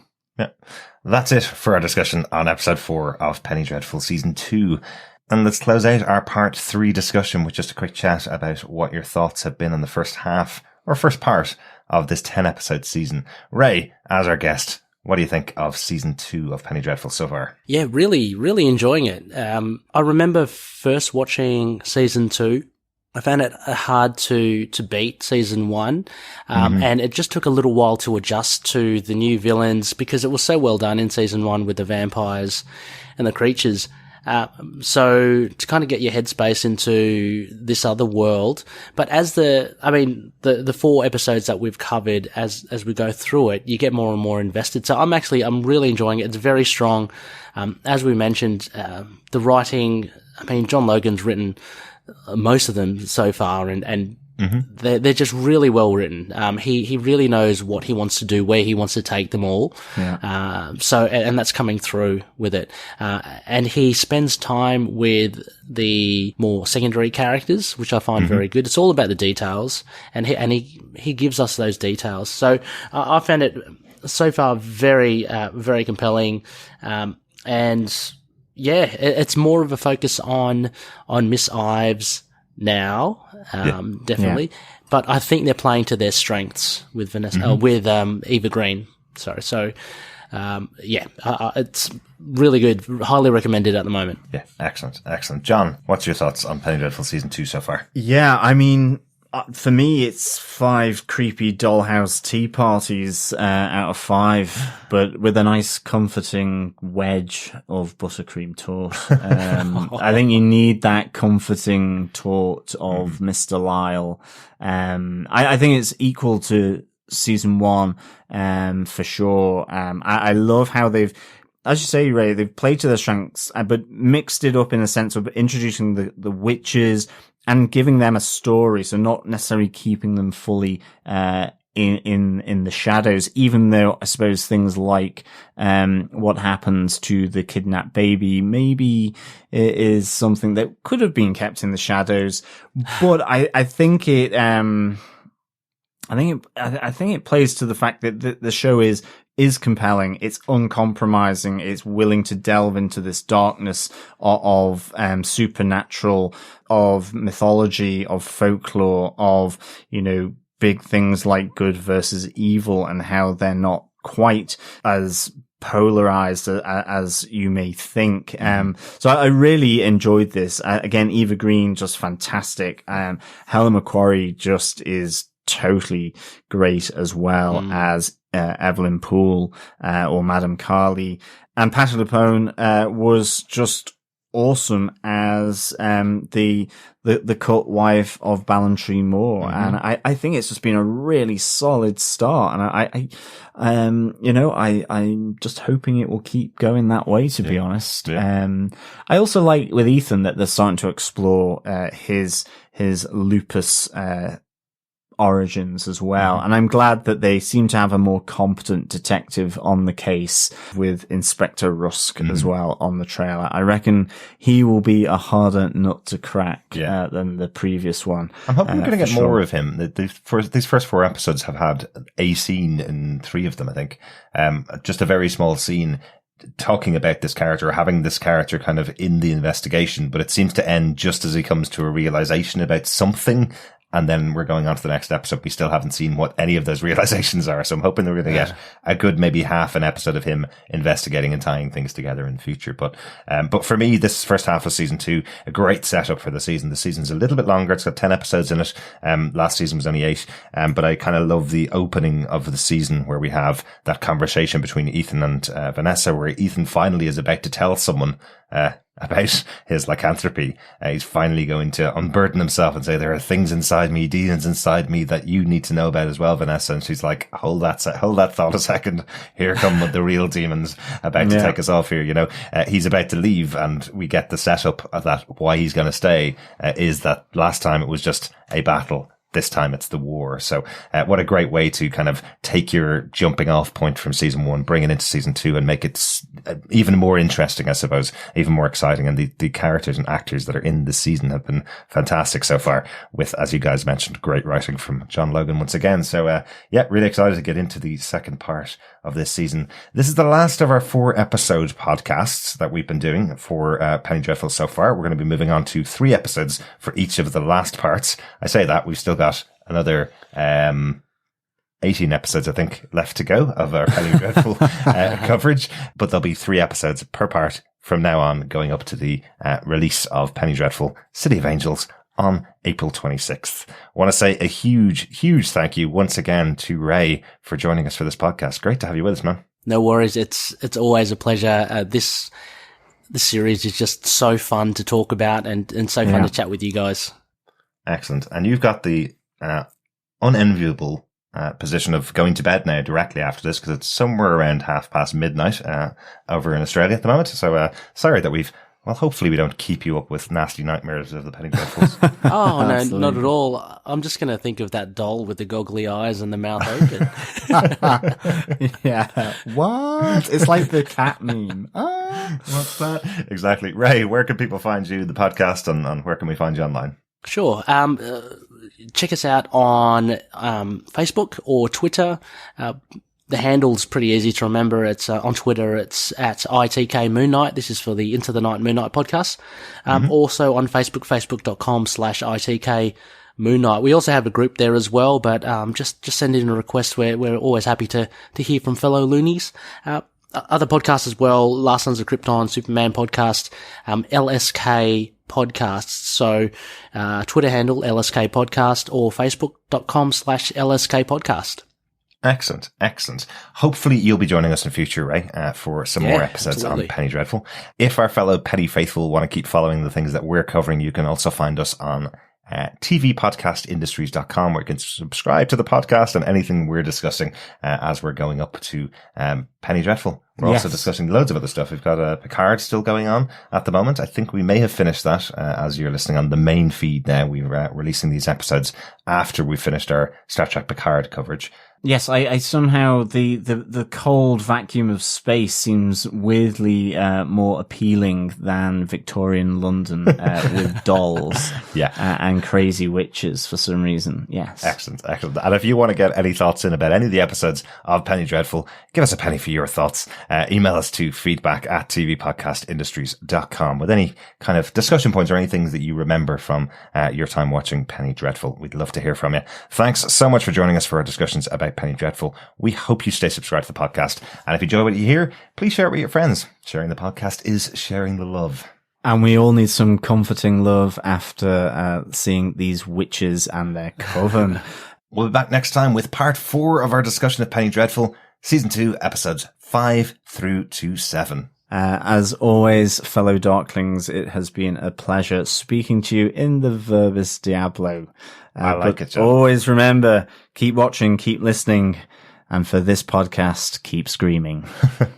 Thanks very much for listening, everyone, and from this massive baby heart of mine, I want to say thank you for listening and good night. Thank you.